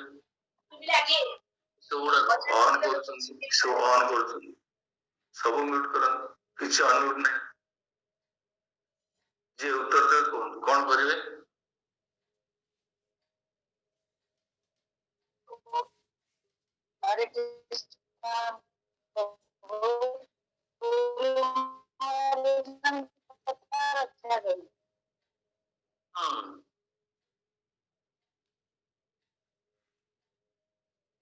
ମାନେ ଡିଫରେଣ୍ଟ ଆନ୍ସର ଅଛି। ସବୁ ଡିଭୋଟି ଜଣ ନିରବ ଧ୍ୟାନ କରୁଛନ୍ତି ନା କଣ? ହରେ କୃଷ୍ଣ ପ୍ରଭୁ। ହରେ କୃଷ୍ଣ। ପ୍ରଭୁଜୀ ଭକ୍ଷଣ କରିବାକୁ ପଡିବ। ଓ ଆପଣ ଆହୁରି ପୁଣି କଠୋ। ଆଚ୍ଛା ଧନ୍ୟବାଦ। ଆଉ କି କଣ କହିବେ? ହରେ କୃଷ୍ଣ ପ୍ରଭୁ ପ୍ରଣାମ। କଣ କରିବେ ଆପଣ? ଭକ୍ଷଣ କରିବୁନି। ଓ ଭକ୍ଷଣ କରିବେ। ଆଚ୍ଛା ସମସ୍ତେ ଏକ୍ସେଲେଣ୍ଟ ଡିଭୋଟି। ସବୁ ହଉଛନ୍ତି କଣ କହିଲେ ସାଧନା ସବୁ ରାଗାନୁଗ ଭକ୍ତ। ସାଧନା ସ୍ତର ଅନର୍ଥ ନିବୃତ୍ତି ପାର ହେଇକିରି ସେଟା ଭାବ ପାଖରେ ପହଞ୍ଚିଲେ। ଦେଖନ୍ତୁ ଇଏ ହଉଛି ପ୍ରସଙ୍ଗର କଥା। କାରଣ ପ୍ରିଚିଂ କରିବା ହଉଛି ମୋର ଧର୍ମ। କୃଷ୍ଣ ଯଦି କିଛି ଖାଇବା ପାଇଁ ନାହିଁ ସେଠି ବାଧ୍ୟ ହେଇକିରି ଯାହା ଖାଇବାକୁ ମିଳିବ ମୁଁ ଖାଇକି ପ୍ରିଚିଂ କରିବି। ସେଇଭଳିଆ ଭାବରେ ଆମେ ଏଠି ବୁଝିବା ଦରକାର ଯେ ଭଗବାନଙ୍କର ଇନଷ୍ଟ୍ରକ୍ସନ କୁ ମାନିବାର ଆବଶ୍ୟକତା ଥିଲା। କାହିଁକି ନା violence is also religious principal. କୋଉ ଜାଗାରେ ଭାଓଲେନ୍ସ କରିବା ଦରକାର? ମୋ ଘରେ ଯୋଉଟା ଆସି ଜଣେ ଲୋକ ବାରମ୍ବାର ମତେ ଡିଷ୍ଟର୍ବ କରୁଛି, ମୁଁ ପ୍ରତ୍ୟେକ ଦିନ ଜପ କରିପାରୁନି, ମୁଁ କଣ କରିବି? ସାଇଲେଣ୍ଟ ରହିବି ନା ତାକୁ ପ୍ରତିବାଦ କରିବି? ପ୍ରତିବାଦ କରିବେ। ଗୋଟେ ଅତ୍ୟନ୍ତ ପଏଜନସ୍ ସ୍ନେକ୍ ଆସୁଛି ପ୍ରତ୍ୟେକ ଦିନ, ଗୋଟେ କୋବ୍ରା ଆସୁଛି, ମୁଁ ଜପ କରୁଛି, ମୋ ଚାରିକଟେ ବୁଲୁଛି, ମତେ ଯଦି ସେ କୋବ୍ରା ଦଂଶନ করে ମୋର ମୃତ୍ୟୁ ହେଇଯିବ, ମୋ ଜୀବନ ଭକ୍ତିରେ ସଫଳ ହେଇପାରିବିନି, ତାହେଲେ ମତେ ସେ କୋବ୍ରାଟାକୁ ବଧ କରିବାକୁ ପଡିବ। ଏଠି କିଲିଂ ବି ରିଲିଜିୟସ୍ ପ୍ରିନ୍ସିପଲ। ସେ କଥା ପ୍ରଭୁପାଦ ମହାରାଜ କହିଲେ। ସେଥିପାଇଁ ମହାତ୍ମା ଗାନ୍ଧୀଙ୍କର ଅହିଂସା ଆନ୍ଦୋଳନକୁ ପରିତ୍ୟାଗ କରିକି ପ୍ରଭୁପାଦ ମହାରାଜ ଚାଲି ଆସିଲେ। ସ୍କଟିଶ କଲେଜରେ ପଢୁଥିଲେ। କହିଲେ ଅହିଂସା ଆନ୍ଦୋଳନର କଣ ଅର୍ଥ? ଅହିଂସା କଣ? ଆମ ଦେଶକୁ ଲୁଣ୍ଠନ କରାଯାଉଛି, ଆମମାନଙ୍କର ସମସ୍ତ ସାମ୍ବିଧାନିକ ଅଧିକାରକୁ ଆମକୁ କଣ କରାଯାଉଛି? ଆମକୁ ବରଖାସ୍ତ କରାଯାଉଛି। ଆମେ କଣ ଅହିଂସାକୁ କଣ ମାନିବା? ତେଣୁ ହିଂସା ବି ସମୟ ସମୟରେ ଆମର ଧର୍ମ। କଥାକୁ ଦେଖନ୍ତୁ, କିନ୍ତୁ ଅନ୍ୟ ସେ କଥା ବୁଝିପାରୁନାହାନ୍ତି। ତାପରେ ଏଠି କଣ ହେଲା? ହଁ, ଏ ପ୍ରକାର ଭାବରେ ମୁଁ ଏ ପ୍ରସଙ୍ଗ କହୁଥିଲି। 11-30 ନମ୍ବର ଶ୍ଲୋକରେ କିଭଳି ଭାବରେ କୃପାକୁ ଖଣ୍ଡନ କରିଛନ୍ତି ଭଗବାନ। ସେ ଭଗବାନ ବାଚ ଅସତ୍ୟାସ୍ତଂ ପ୍ରଜ୍ଞାବାଦଂଶ୍ଚ ଭାସସେ ଗତାସୁତ ଗତାସୁଚଂ ନାନୁଶଚନ୍ତି ପଣ୍ଡିତା। କୃଷ୍ଣ ପୁଣି ଗାଳି କଲେ। କହିଲେ ତମେ ଗୋଟେ ପଣ୍ଡିତ ଭଳି କଣ ପରିଚୟ ଦଉଛ? ଗୋଟେ ପଣ୍ଡିତ ଭଳି ଗପୁଛ, ପୁଣି କଣ କରୁଛ? ପାଣ୍ଡିତ୍ୟପୂର୍ଣ୍ଣ କଥା କହୁଛ। ଯୋଉ ବିଷୟରେ ଶୋକ କରିବାର କଥା ନୁହେଁ ସେ ବିଷୟରେ ଶୋକ କରୁଛ। ଯେଉଁମାନେ ପଣ୍ଡିତ ସେମାନେ କଦାପି ଜୀବନ ଥିବା ମୃତ୍ୟୁ ପାଇଁ ଶୋକ କରନ୍ତି ନାହିଁ। ଭଗବାନ ବର୍ତ୍ତମାନ ଆସିଗଲେ ଆତ୍ମା ଆଉ ଶରୀରର ପ୍ରଭେଦ ତତ୍ତ୍ୱରେ ପଳେଇ ଆସିଲେ। କହିଲେ ମତେ ଅର୍ଜୁନଙ୍କୁ ଶିକ୍ଷା ପ୍ରଦାନ କରିବାକୁ ପଡିବ। ବାସ୍ତବରେ ସ୍ୱରୂପତଃ ସେ କିଏ? ସେ ଆତ୍ମା ନା ଶରୀର? ପ୍ରଥମେ ଆପଣ ବୁଝିଲେ ଆପଣଙ୍କର ସମସ୍ତ ସନ୍ଦେହ ନଷ୍ଟ ହବ। ଅହମ୍ ବ୍ରହ୍ମସ୍ମି, ଅହମ୍ ଶରୀରସ୍ମି ନୁହଁ, ମୁଁ ହଉଛି ବ୍ରହ୍ମ। ଏ ଶରୀର ମୋର ପୋଷାକ, ଏ ଶରୀର ମୋର ହଉଛି ଆଭ୍ୟନ୍ତରୀଣ ଗୋଟେ କଣ ଗୋଟେ ପରିଧାନ, ଗୋଟେ କଭରିଂ ମୋର ଆତ୍ମାଟାକୁ କଭର କରିଛି। ତେଣୁ ଶରୀର ତ ନଷ୍ଟ ହବ। ଶରୀରର ନଷ୍ଟରେ ବା ଶରୀରର ବିନାଶରେ ଦୁଃଖ ପ୍ରକାଶ କରିବାର କଣ ଆବଶ୍ୟକତା ଅଛି? ତୁମେ ତୁମର ସ୍ୱରୂପତଃ କିଏ ତୁମେ ଜାଣିନା। ସେ କଥା ବର୍ତ୍ତମାନ କହୁଛନ୍ତି, ପାଣ୍ଡିତ୍ୟପୂର୍ଣ୍ଣ କଥା କହୁଛ। ଜୀବନ୍ତ ବା ମୃତ ପାଇଁ ଶୋକ କରନ୍ତି ନାହିଁ। ତୁମେ କିନ୍ତୁ ଅବସ୍ଥାର ଶିକାର ହେଇଛ। ପୁଣି କଣ୍ଟିନ୍ୟୁ କଲେ, ନତେବାହଂ ଜାତୁ ନାଶ ନତଂ ନେମେ ଜନା ଦୀପା ନଚୈବନ ଭବିଷ୍ୟାମଃ ସର୍ବେ ବୟ ମତଃ ପରମ୍। ଏପରି ସମୟ କେବେ ନଥିଲା ଯେତେବେଳେ ମୁଁ ନଥିଲି। ନେମେ ଜନା ଦୀପା, ଜନା ଦୀପା, ଦୀପା ମାନେ ରାଜା ମାନେ, ଜନା ଦୀପା ଯେତେବେଳେ କିମ୍ବା ତୁମେ ନଥିଲ କିମ୍ବା ରାଜା ମାନେ ନଥିଲେ ପୁନଶ୍ଚ ଭବିଷ୍ୟତରେ କେବେ ହେବ ନାହିଁ ଯେତେବେଳେ ଆମେମାନେ କେହି ନଥିବା ମାନେ ଆମେମାନେ ସମସ୍ତେ ଆତ୍ମା ବିଭିନ୍ନ ଶରୀରରେ ଭ୍ରମଣ କରୁଛନ୍ତି ଅନନ୍ତ କାଳରୁ। ଆଜି ଆପଣଙ୍କର ଏଇ ମାନବ ଶରୀର ପାଇଛନ୍ତି ଏ ଗୋଟେ ଆପଣଙ୍କର ଜନ୍ମ ଜନ୍ମାନ୍ତର ତପସ୍ୟାର ଫଳ। ଆପଣ ଆକୁ କେବେ ବି ଦୁରୁପଯୋଗ କରିବେ ନାହିଁ କୃଷ୍ଣ ଭକ୍ତି ଛଡା। ଜଳଦା ନବଲକ୍ଷାଣୀ ତାପରେ ସ୍ଥାବରା ଲକ୍ଷ ବିଂଶତି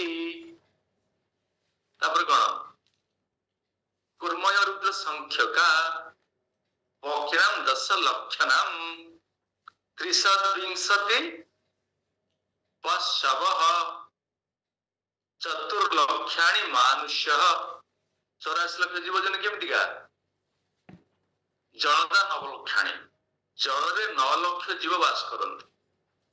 ସ୍ଥାବରା ମାନେ କଣ ବୃକ୍ଷଲତା ବୃକ୍ଷଲତା ହଉଛି ସ୍ଥାବରା 20 ଲକ୍ଷ। କୁର୍ମୟ ରୁଦ୍ର ସଂଖ୍ୟକା କୁର୍ମୟ ମାନେ ରେପ୍ଟାଇଲ୍ସ ଇନସେକ୍ଟସ ରୁଦ୍ର 11 ଲକ୍ଷ। 10 ଲକ୍ଷ ହଉଛି ପକ୍ଷୀ 30 ଲକ୍ଷ ପଶୁ 4 ଲକ୍ଷ ମାନବ 84 ଲକ୍ଷ ଜୀବଜନି ବୁଝିଲେ ତ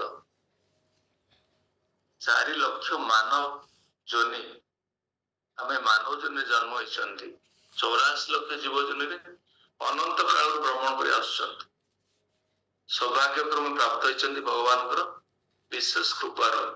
ତେଣୁ ଏଇ ଜୀବନକୁ ଧୂଳିସାତ କରିବାନି। ଭୌତିକ ଜଗତର ଭୋଗ ଐଶ୍ୱର୍ଯ୍ୟ ପ୍ରସାକ୍ତ ନାମ ଭୋଗ ଐଶ୍ୱର୍ଯ୍ୟରେ ଆସକ୍ତ ଏଇ ଜୀବନକୁ ଧୂଳିସାତ କରିଦେବାନି ନଷ୍ଟ କରିବାନି।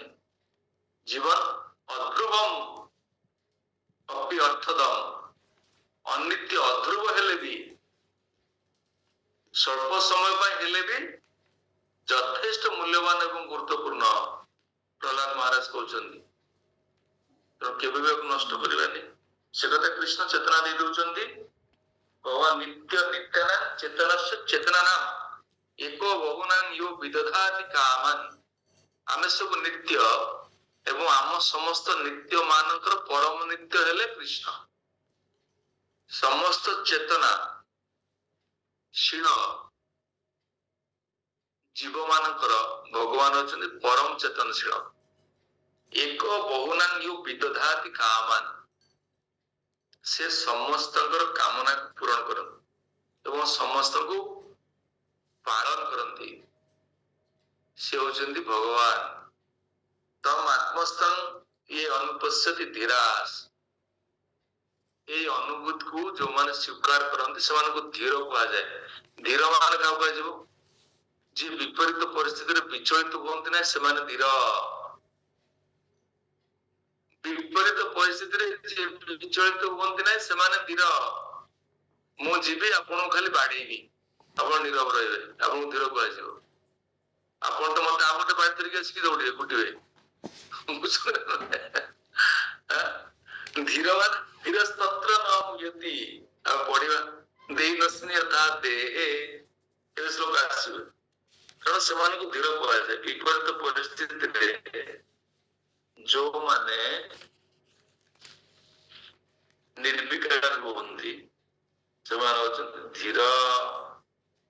ଏଠି ଆପଣଙ୍କର ପାଇବେ ତାପରେ ଶ୍ଲୋକ ପୁରା ଦେଇ ନସ୍ନି ତା ଦେହେ ଧୀର ଶବ୍ଦର ଅର୍ଥ ପୁଣି ଆସିଲା। କୌମାରଂ ଯୌବନଂ ଜରା କୃଷ୍ଣ ବୁଝାଉଛନ୍ତି ବର୍ତ୍ତମାନ ଅର୍ଜୁନକୁ। ଅର୍ଜୁନ ଜାଣନ୍ତୁ ସେ ବାସ୍ତବରେ କିଏ ସ୍ୱରୂପତଃ ସେ କିଏ କନଷ୍ଟିଟ୍ୟୁସନାଲି ସେ କିଏ। ମହାପ୍ରଭୁ ତ କହିଦେଇଛନ୍ତି ଚୈତନ୍ୟ ମହାପ୍ରଭୁ କହିଦେଇଛନ୍ତି କାହାକୁ ସନାତନ ଗୋସ୍ୱାମୀ କଣ କହିଲେ କଣ କହିଛନ୍ତି? ଚୈତନ୍ୟ ମହାପ୍ରଭୁ ସନାତନ ଗୋସ୍ୱାମୀ କଣ କହିଛନ୍ତି? ଜୀବର ସ୍ୱରୂପ হয় କୃଷ୍ଣର ନିତ୍ୟ ଦାସ। ତେଣୁ ଜୀବ ଭଗବାନର ନିତ୍ୟ ଦାସ। ତେଣୁ ଆମେ ହଉଛି ଆତ୍ମା। ଆମର ଧର୍ମ ପରମାତ୍ମାଙ୍କ ସାଙ୍ଗରେ ସମ୍ବନ୍ଧ ନିତ୍ୟ ସମ୍ବନ୍ଧ ପରମାତ୍ମାଙ୍କର ସେବା।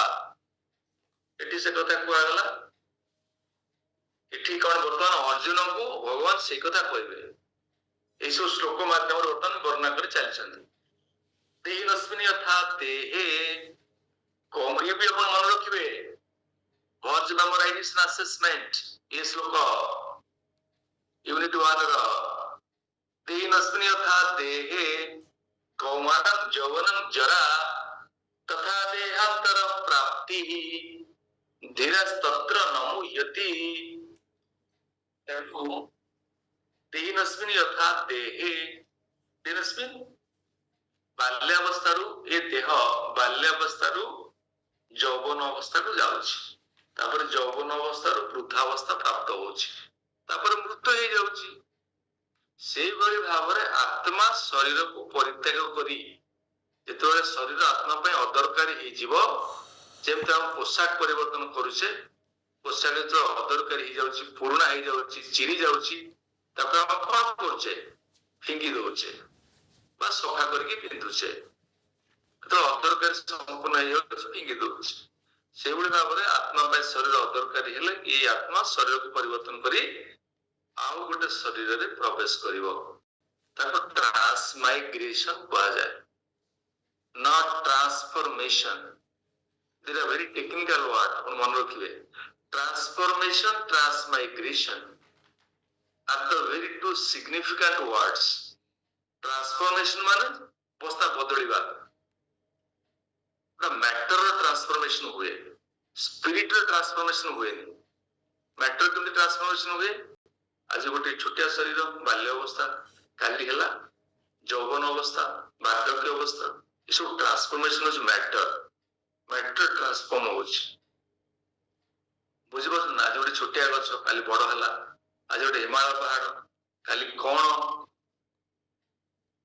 कौन सर्कमस्टांसेस हेला भूमिकंप होला जे पहाड़ अपन छोट हो गेला भीतर को बसी गेला मैटर ट्रांसफॉर्म हो स्पिरिट का ट्रांसफॉर्म हो स्पिरिट ट्रांसफॉर्मेशन नहीं परिवो नहीं तार आकार रे कोनस परिवर्तन नहीं परिवो नहीं से जेमते सेमती कारण से होची स्पिरिचुअल से पर ट्रांसमाइग्रेशन को आ जाए गोटे शरीर आ गोटे शरीर को स्थानांतरित हबो एई कथा रे धीर माने न मुह्यति मुह्यमान होंती नाही तो धीर शब्द अर्थ आपण बुझिले आपण परीक्षा आसीबो धीर काहाकू कुआ जाए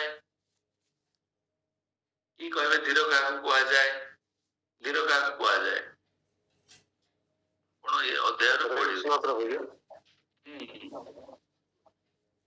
कोंतु तो जे परित परिस्थिति रे विचलित होंती नाही तांको धीर कुआ जाए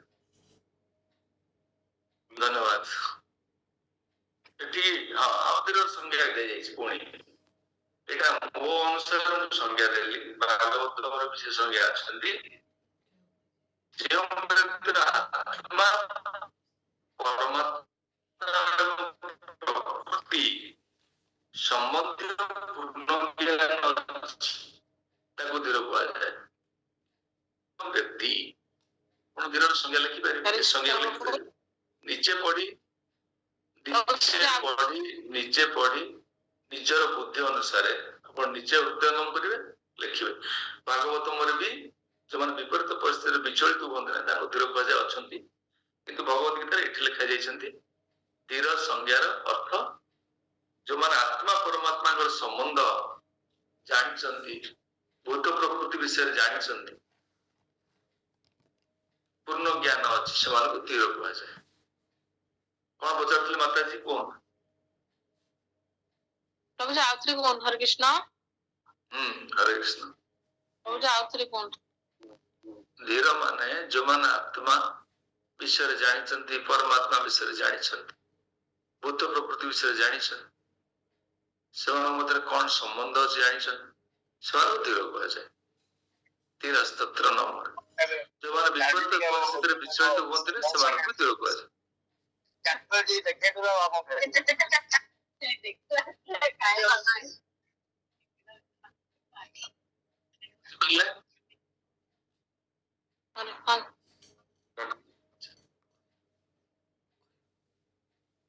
कौन कहते मंत्र स्पर्शस्तु कौन्तेय शीतोष्ण सुख दुखदा आगम पाइन अनित्या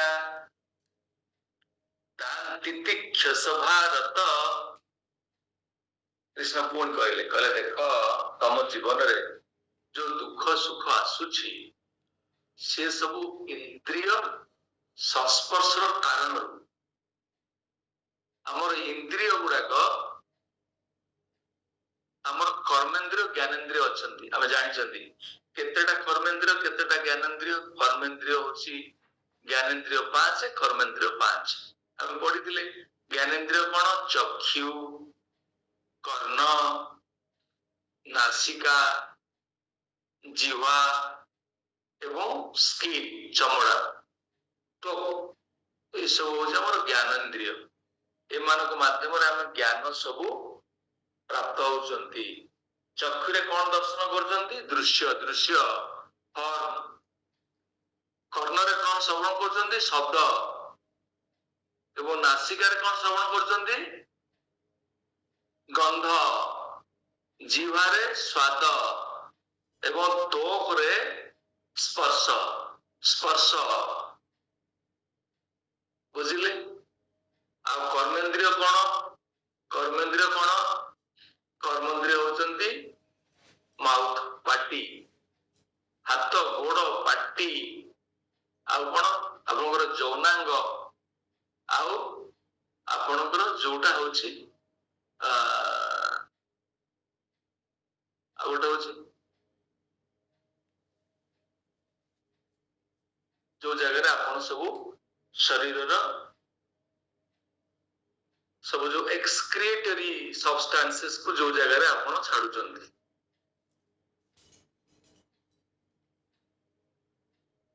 तो कौन कहबे आनस आनस ये सब होची कर्मेन्द्रिय तेणु ज्ञानेन्द्रिय सहित संपर्क रहिला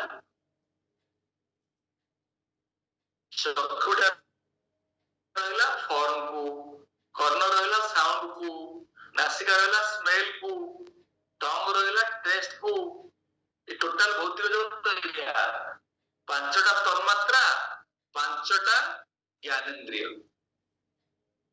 आबद्ध ही रहिले यारी पाई आपण जीवन रे दुख सुख भोगुचंती आ किछि पाई नहीं जो दुख और सुख आपण जीवन रे आसुची मात्रा स्पर्शास्तु मात्रा माने तन्मात्रा तन्मात्रा ये पांचटा मात्रा को तन्मात्रा कहा जाए कौन कहली form sound smell taste touch या सहित जो तुम संबंध होईची सेठी पाई तुम सब ज्ञानेन्द्रिय गुड़ाक से भीतर आबद्ध होईचंती बांधी अछि पूरा बॉन्डेज सेठी तम जीवन रे सुख दुख आसुची अर्जुन से सुख दुखटा किभଳି तुलनात्मक भाव उदाहरण दिया जाइए शीतोष्ण सुख दुखदा शीत ऋतु एवं उष्म ऋतु जमती क्रमान्वये आसे तुम जीवन में आज सुख आसुची काली दुख आसुची पुणी काली सुख आसो पुणी दुख आसो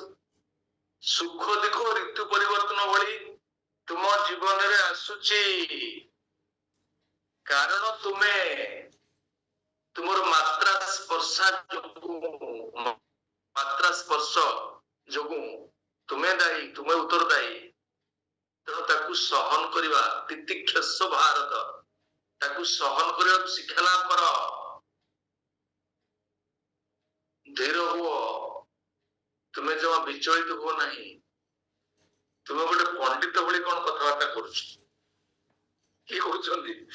भगवान धिक्कार कर बुझिपारे हरे कृष्ण हरे कृष्ण मत केमती दुख पाउचे इंद्रिय सुख इंद्रिय आपण मात्रा स्पर्शास्तु कमते मात्रा परा जो तन्मात्रा पांचटा आपण गोटे फॉर्म सहित युक्त होइक अछंती गोटे फॉर्म आपनकर दृष्टि आसीछि ताको आपण प्राप्त होई परना दुख बुझौछ ना नहीं गोटे शब्द आपण कर्ण रे प्रवेश करुछि शब्द गोटे फिल्म सॉन्ग टा और जेटा सुनि पर नांती बंद हो जाउछि कि आपण गोटे डाकुछि ଆପଣ କି ଡାକୁଛି ଆପଣଙ୍କ ନାଁ ହଉଛି ମାତାଜୀ କଣ? ଅସୀମା ଦେବଦାସ। ଅସୀମା ଦେବଦାସ। କଣ କହିଲେ? ଦେବୀ ଦାସ। ଅସୀମା ମାତାଜୀ ଆପଣ ବହୁତ ସୁନ୍ଦର। ମୁଁ ଆପଣଙ୍କ ସହିତ ମିଶିବାକୁ ଚାହୁଁଛି। ପ୍ରତିଦିନ ଆପଣଙ୍କୁ ଆପଣ ଶବ୍ଦଟା ବହୁତ ସୁନ୍ଦର ଲାଗୁଛି। ସେ କିନ୍ତୁ ଭୌତିକ ଜଗତର ଗୋଟେ ବ୍ୟକ୍ତି। ତା ସହିତ ଆପଣ ମିଶିଲେ ଯଦି ସେ ଶବ୍ଦଟା ବନ୍ଦ ହେଇଯିବ ତାପରେ ଆପଣ ଦୁଃଖରେ ଶୋଇବେ। ଓ କେତେ ସୁନ୍ଦର ଶୀତଳ ଶବ୍ଦ କହୁଥିଲା, ମନ ପ୍ରାଣ କେମିତି ପୁରା ଆନନ୍ଦିତ ହଉଥିଲା। ଶବ୍ଦ ତରଙ୍ଗ କଣ ବନ୍ଦ ହେଇଗଲା? ଆପଣ ଯୋଡି ହେଇକି ଅଛନ୍ତି। ଶବ୍ଦ ଯୋଉଦିନ ପର୍ଯ୍ୟନ୍ତ ଯୁକ୍ତ ହେଇଥିବେ ଆପଣ ଦୁଃଖ ଭୋଗୁଥିବେ। ଏ ସ୍ୱାଭାବିକ ସ୍ଥିତି। ଆପଣ ଭକ୍ତି କଲେଣି, ବିଭିନ୍ନ ସ୍ୱାଦ ପାଉଥିବେ। ମୁଁ ଉଦାହରଣ ଦଉଛି, ସ୍ୱାଦ ସେମିତି। ଆରେ ମାସଟା ରବିବାର ହେଇଛି, ଆଜି ମଟନ ଟା ନ ଖାଇକିରି ଇଏ କଣ ଇଏ ପ୍ରସାଦ କହିଲେ? ଏ ସିଝା ସିଝି ପ୍ରସାଦ କଣ ସେଥିରେ ଅଛି? କି ସୁଖ ଦଉଛି? ଦୁଃଖ ଆସୁନି ମନରେ? ନାଇଁ ପ୍ରଭୁ। କୁହନ୍ତୁ ତ। ନାଇଁ ପ୍ରଭୁ। ଆପଣ ଆସୁନି। ଏବେ ଯେହେତୁ କରୁଛନ୍ତି, ପୂର୍ବ ସ୍ଥିତି ଭାବନ୍ତୁ। ଆଜ୍ଞା। ଜଣଙ୍କର ଏକ ପ୍ରକାର ଭାବରେ ଆରେ ଗୋଟେ କି ପ୍ରକାରର ମୁଁ ସାକ୍ରିଫାଇସେସ୍ କଣ, ଏତେ ପରିଶ୍ରମ କରୁଛୁ, ଏତେ ରୋଜଗାର କରୁଛୁ, ବହୁତ ପାଠ ପଢିଛୁ, ଜୀବନରେ ତ ଉପଭୋଗ କରିବାନି, କଣ କରିବା? ମାସ ଟିକେ ଖାଇବେନି ନା? ବୁଝିପାରୁଛନ୍ତି ତ? ତା ସାଙ୍ଗରେ ଆପଣ ଯୁକ୍ତ ହେଇକି ରହିଲେ, ଦୁଃଖ ପ୍ରବାହିତ ହେଲା। ମାସଟା ସିନା ଖାଇଦେଲେ, କାଲି ଆପଣଙ୍କୁ ହତ୍ୟା କରାଯିବ ସେଟା ଭୁଲି ଯାଉଛନ୍ତି। ଭାରତର ସମ୍ବିଧାନରେ ନାହିଁ, ଭଗବାନଙ୍କ ସମ୍ବିଧାନରେ ରହିବ ନା ନାହିଁ? ଆପଣ ଯାହାକୁ ହତ୍ୟା କରିଛନ୍ତି ସେମାନେ ଆପଣଙ୍କୁ କାଲି ହତ୍ୟା କରିବେ। ହତ୍ୟା କର୍ମର ପ୍ରତିକ୍ରିୟା ଅଛି। ସୁଖଟା କରିଦେଲେ ତାପରେ ଆଉ ଗୋଟେ ନାରୀ ଗୋଟେ ପରପୁରୁଷ ସହିତ ବଢିଆ ଭଲ ଲାଗୁଛି, ପୁରା ସ୍ପର୍ଶ କଲେ ବହୁତ ଆନନ୍ଦ ପୁରା। ବୁଝିପାରୁଛନ୍ତି ନା ନାଇଁ? ସ୍କିନ୍ ଟେଷ୍ଟ କଲା, ସ୍ପର୍ଶ କଲା, ତାପରେ ଯୋଉ ଭୟାନକ ପରିସ୍ଥିତି ସୃଷ୍ଟି ହବ। ଆଜି ସ୍କିନ୍ ଟେଷ୍ଟ ହେଇଗଲା, ସ୍କିନ୍ ରେ ନା ସ୍ପର୍ଶ କଲେ, ସ୍ପର୍ଶ କରିବା, ସବୁ ଗୁପ୍ତାଙ୍ଗକୁ ସ୍ପର୍ଶ କରିବା, ଅଙ୍ଗକୁ ସ୍ପର୍ଶ କରିବା, ସୁଖ ହଠାତ୍ ପାଇଗଲେ 2-4-5 ମିନିଟ୍, ତାପରେ ଦୁଃଖ ଆସିବ। କ୍ରିମିନାଲ କେସ୍ ହବ ମୋ ନାଁରେ, ମୋ ପାଇଁ ରିଜଲ୍ଟାଣ୍ଟ ରିଆକ୍ସନ୍ସ ଆସିବ। ତାପରେ ମୋ ଯେତେବେଳେ ମୋ ପରିବାରର ପତି ପତ୍ନୀ ଯେତେବେଳେ ସେଇଟା ପ୍ରକାଶ ପାଇବେ, ସେମାନେ ମତେ ସବୁ କରିବେ। ତାପରେ ମୋ ଜୀବନରେ ଆରମ୍ଭ ହେଇଯିବ, ପୁରା ଦୁଃଖ ଆରମ୍ଭ ହେଇଯିବ। ତେଣୁ ମୋର ଏ ତନ୍ମାତ୍ରା ମାନଙ୍କ ସହିତ ସମ୍ବନ୍ଧ ପାଇଁ ଆଜି ମୋ ଜୀବନରେ ଦୁଃଖ ଆଉ ସୁଖ ଆସୁଛି। ସୁଖ ସ୍ପର୍ଶ କରିଥିଲି, ସୁଖ ପାଉଥିଲି, ଅଳ୍ପ ସମୟ ପାଇଲି, ତାପରେ ପୁଣି ଦୁଃଖ ଆସିଲା। ମୋର କଣ ସ୍ପର୍ଶ କରିବା ଦରକାର? ମୋର ଜ୍ଞାନେନ୍ଦ୍ରିୟ ମାନଙ୍କୁ ମୁଁ କୋଉ ସେବାରେ ନିୟୋଜିତ କରିବା ଦରକାର ମୁଁ ଜାଣିନି। ମୋର ଇନ୍ଦ୍ରିୟ ସୁଖ ପାଇଁ ମୁଁ ଏସବୁ ଚଏସେସ୍ କଲି। ତେଣୁ ସୁଖ ଟିକେ ଟିକେ ପାଇଥିଲି, ଦୁଃଖ ବି ପାଇବି।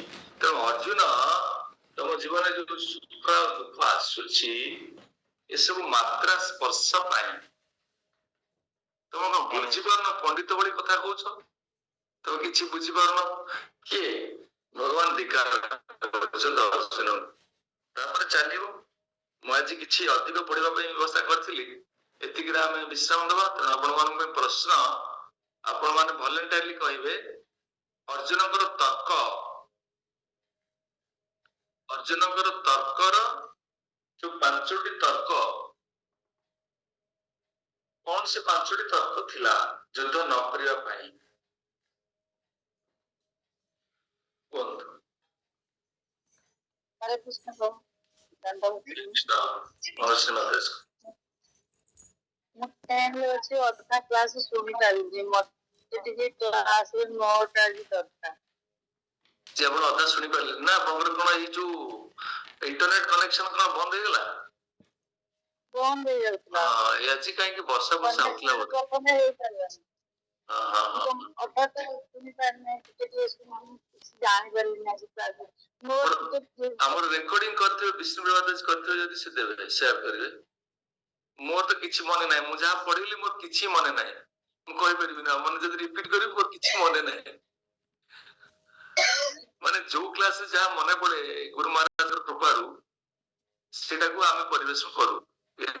ସ୍ପିରିଚୁଆଲ କ୍ଲାସେସ୍ ସେ ମୁଁ ତାକୁ ମତେ କଣ ପଢିଛି ପଚାରେ ମୁଁ କେବେ କିଛି କହିପାରିବିନି, ମୋର କିଛି ମନେ ନାହିଁ। କିନ୍ତୁ ଯୋଉ ରେକର୍ଡିଂ ଯଦି ହେଇଥିବ ସେଟାକୁ ଆମେ ସେୟାର କରିପାରିବୁ। କୋଉ ଆପଣ ନାଇଁ ନାଇଁ ମୁଁ ମାନେ ମୁଁ ସାରାଂଶ ସବଜେକ୍ଟ ମ୍ୟାଟର କହିଦେବି କିନ୍ତୁ ଏକ୍ଜାକ୍ଟଲି କଣ କଣ କହିଛି କହିପାରିବିନି। ଆଉ କଣ ଆପଣ ପ୍ରଶ୍ନ ପଚାରୁଛନ୍ତି ମାତାଜୀ? ମତେ ଅର୍ଜୁନଙ୍କର 5ଟି ତର୍କ ସେଟା ମୁଁ ଶୁଣିପାରି ନାହିଁ, ଜମା ଶୁଣିପାରୁନି। ଅର୍ଜୁନଙ୍କର 5ଟା ହେଲା କି ଆଉ କିଏ ଡିଭୋଟି କହିବେ, କିଏ କହିପାରିବେ କୁହନ୍ତୁ? ମୀନାକ୍ଷୀ ମାତାଜୀ କୁହନ୍ତୁ। ପ୍ରଥମ ହେଲା କରୁଣାର ଦୟା, କରୁଣା, ଦ୍ୱିତୀୟ ହେଲା ରାଜଶୋକ କୋହ, ତୃତୀୟ ହେଲା କୁଳକ୍ଷୟ ଜନିତ କୁଳନାଶ, ଚତୁର୍ଥ ହଉଛି ପାପ ଜନିତ ପ୍ରତିକ୍ରିୟା, ଏବଂ ପଞ୍ଚମ ହେଉଛି ନିଷ୍ପତ୍ତି ନେବାର ଅସମର୍ଥ। ଠିକ କହିଲେ, ଧନ୍ୟବାଦ ପ୍ରଭୁ। ଗୋଟେ ମାତାଜୀ ଲେଖି ଦିଅନ୍ତୁ, ପ୍ରଥମେ ଲେଖନ୍ତୁ ମିସପ୍ଲେସ୍ଡ କମ୍ପାସନ। ମିସପ୍ଲେସ୍ଡ କମ୍ପାସନ ମାନେ ଯୋଉ ଜାଗାରେ କମ୍ପାସନ କରିବା କଥା ନା ସେ ଜାଗାରେ ଯୋଉ କୃପା କରିଛନ୍ତି। ଆଉ ଗୋଟେ ହେଲା ସିନଫୁଲ ରିଆକ୍ସନ୍ସ, ପାପର ପ୍ରତିକ୍ରିୟା, ରାଜ୍ୟ ସୁଖ ଭୋଗ କରିପାରିବେ ନାହିଁ। ଆଉ ତାପରେ ବଂଶ ବିନାଶ ହେଲେ ଅନେକ ପ୍ରକାରର ପ୍ରତିକ୍ରିୟା ସୃଷ୍ଟି ହବ। ଆଉ ନିଷ୍ପତ୍ତିରେ ବିଚଳିତ ହେଲେ ଯୁଦ୍ଧ କରିବା ଉଚିତ ହବ ନା ଯୁଦ୍ଧରେ ପରାଜିତ ହବା ଉଚିତ ହବ। 6 ନମ୍ବର ଶ୍ଲୋକ 2ୟ ଅଧ୍ୟାୟରେ ମୁଁ ଆଜି ପଢିଲେ। ଆଜି ପର୍ଯ୍ୟନ୍ତ ତର୍କ ଚାଲିଥିଲା ଅର୍ଜୁନଙ୍କର, 2ୟ ଅଧ୍ୟାୟ ପର୍ଯ୍ୟନ୍ତ ପ୍ରବାହିତ ହଉଛି। ତାପରେ ଶରଣାପନ୍ନ ହେଲେ, ଶିଷ୍ୟତ୍ୱ ଗ୍ରହଣ କଲେ। ବର୍ତ୍ତମାନ ଭଗବାନ ତାଙ୍କୁ ଉପଦେଶ ପ୍ରଦାନ କରିବେ, ତୁମେ ସ୍ୱରୂପତଃ କଣ? ତୁମେ ଶରୀର ନା ଆତ୍ମା। ତୁମେ ଯାହାକୁ ହତ୍ୟା କରିବାକୁ ଯାଉଛ ସେମାନେ ସବୁ ଆତ୍ମା, ନିର୍ବାପିତ ହେବେନି। ଆଉ ଗୋଟେ ଶରୀର ପ୍ରାପ୍ତ ହେବେ, କିନ୍ତୁ ପିତାମହ ଭୀଷ୍ମ ଆଉ ଦ୍ରୋଣାଚାର୍ଯ୍ୟ ସେମାନଙ୍କର ପୁଣ୍ୟକର୍ମର ପ୍ରଭାବରେ ସେମାନେ ସବୁ ସ୍ୱର୍ଗ ଲୋକ ପ୍ରାପ୍ତି ହେବେ, ହାୟର ପ୍ଲାନେଟ୍ସ। ଯଦିଓ ସେମାନେ ଭକ୍ତି ଆଚରଣ କରିନାହାନ୍ତି ବା ଯାହା ହଉ, ଯଦି ସେମାନେ କ୍ଷତ୍ରିୟ ଯୁଦ୍ଧରେ ସେମାନଙ୍କର ମୃତ୍ୟୁ ହେଲା, ସେମାନେ ତାଙ୍କର ସ୍ୱଧର୍ମ ବର୍ଣ୍ଣାଶ୍ରମ ଧର୍ମ ପାଳନ କଲେ, ବେଦର କର୍ମକାଣ୍ଡ ଧାରା ଅନୁସାରେ ସେମାନେ ସ୍ୱର୍ଗକୁ ଯିବେ। ଆପଣ ପୁଣ୍ୟ କର୍ମ କଲେ ସ୍ୱର୍ଗ, ପାପ କର୍ମ କଲେ ନରକ। କିନ୍ତୁ ଭକ୍ତି କଲେ ନରକ ସ୍ୱର୍ଗ କଥା ନାହିଁ, ଗୋଲ ବୃନ୍ଦାବନ। ଭକ୍ତି ସ୍ୱତନ୍ତ୍ର। ଭକ୍ତିକୁ ଆପଣ ପୁଣ୍ୟ ପାପ କର୍ମ କହିବେନି, ପାୟସ ଇମ୍ପାସ ଆକ୍ଟିଭିଟିଜ ନୁହଁ। Devotional service is distinguished and different. It has its unique distinction. ଇଏ ଆପଣ ଗୋଲ ବୃନ୍ଦାବନ ପ୍ରାପ୍ତି କରାଇବ। ଏଠି କଣ ପାପ ପୁଣ୍ୟ କଥା ଆଲୋଚନା ହଉଛି? ପୁଣ୍ୟ କର୍ମ କଲେ ଆପଣ ଯିବେ ଉଚ୍ଚତର ଲୋକକୁ, ପାପ କର୍ମ କଲେ ନିଚତର ଲୋକକୁ, ଭକ୍ତି କଲେ ଗୋଲ ବୃନ୍ଦାବନ। ପଢିବା ବହୁତ ବୁଝିବା। ତେଣୁ ଏଠି ବର୍ତ୍ତମାନ ଭଗବାନ କୃଷ୍ଣ ଅର୍ଜୁନକୁ ଉପଦେଶ ପ୍ରଦାନ କରିବେ ଏଇ ଅଧ୍ୟାୟରେ 30 ନମ୍ବର ଶ୍ଲୋକ ପର୍ଯ୍ୟନ୍ତ। ଏଇ ଯୋଉ ଅନୁକମ୍ପା, ଏଇ ଯୋଉ ଦୟା, ତାକୁ ଖଣ୍ଡିତ କରିବେ। ତାକୁ କଣ କରିବେ? ତାକୁ ପୁରା ଭସ୍ମୀଭୂତ କରିବେ, ପୁରା ଭୁଲୁଣ୍ଡିତ କରିବେ। ତୁମ ତର୍କ ଗୁଡାକ କେତେ ଇଲଜିକାଲ ଥିଲା। ଭଗବାନ ତର୍କର ବିଶାରଦ ନା, ଶୁଣି ତାଙ୍କର ବଳିଷ୍ଠ ତର୍କରେ ସେଟାକୁ ସବୁ କଣ କରିବେ? ସବୁ ଭାଙ୍ଗିଦେବେ, ଡେଷ୍ଟ୍ରୟ କରିଦେବେ ପୁରା। ବୁଝିପାରୁଛନ୍ତି ତ? ଏଠି ରହିବା। ଆଉ କାହାର କଣ ସନ୍ଦେହ ରହିଲା? କୃଷ୍ଣ ଗୋଟେ ପ୍ରେୟ ଆଉ ଶ୍ରେୟ ବିଷୟରେ ଆଉ ଟିକେ କୁହନ୍ତୁ। ଗୋଟେ ପ୍ରେୟ ଶ୍ରେୟ, ପ୍ରେୟ ମାନେ ଆପଣଙ୍କୁ ଗୋଟେ ଆକସ୍ମିକ ସୁଖ ଯୋଉ ବସ୍ତୁ ଦବ ସେଟା ହଠାତ୍ ଆପଣଙ୍କର ହବ ପ୍ରେୟ। ଏବେ ଆପଣଙ୍କୁ ମୁଁ କଣ ଦେବି କହିଲେ? ଆପଣଙ୍କୁ ମୁଁ ବର୍ତ୍ତମାନ ଗୋଟେ ଆକର୍ଷଣୀୟ ବସ୍ତୁ ଦେଇଦେବି, ଆସନ୍ତୁ ଯିବା ଫିଲ୍ମ ଦେଖିବା। ନୂଆ ଫିଲ୍ମ ଆସିଛି, ଓଡିଆ ଫିଲ୍ମ, ପୁରା ରଜ ସମୟ, ବୁଝିପାରୁଛନ୍ତି ତ? ଗୁଟକା ଫୁଟକା ପାନ ଖାଇକିରି, ବଡା ପାନ ଖାଇକି ଫିଲ୍ମ ଦେଖିବା। ଆପଣଙ୍କ ଫିଲ୍ମଟା ଗୋଟେ ମଜା ଦେଖିବା ନା। ଫିଲ୍ମ ଦେଖିଲେ ଆପଣଙ୍କର କୃଷ୍ଣ ଚେତନା କଳୁଷିତ ହେଲା। ଫିଲ୍ମରୁ କିଛି ସବୁ ଭୁଲ ଇନଫର୍ମେସନ ପାଇଲେ, ଇନ୍ଦ୍ରିୟ ଗୁଡାକ ପ୍ରଭାବିତ ହେଲେ। ଆପଣ କଣ ଗୁଟକା ପାନ ଖାଇଲେ, କଡା ପାନ, ଯୋଉ ଜର୍ଦା ପାନ ଖାଇଲେ, ଇଣ୍ଟକ୍ସିକାଣ୍ଟ ଖାଇଲେ ନା, ରେଗୁଲେଟରୀ ପ୍ରିନ୍ସିପଲ ଟା ଆପଣଙ୍କର କଣ ହେଲା, ଭାଙ୍ଗିଲା। ଆପଣ କୃଷ୍ଣ ଭକ୍ତିରେ ନିରସ ହେଲେନି। ସାମାନ୍ୟ ଟିକେ ଇନ୍ଦ୍ରିୟ ସୁଖ ପାଇଁ କରିଦେଲେ। ଏଇଟା ହଉଛି ପ୍ରେୟ। ଶ୍ରେୟ ମାନେ କଣ? ମୋ ଜୀବନରେ ସଫଳ ହେବି, ବ୍ରଜ ବୃନ୍ଦାବନରେ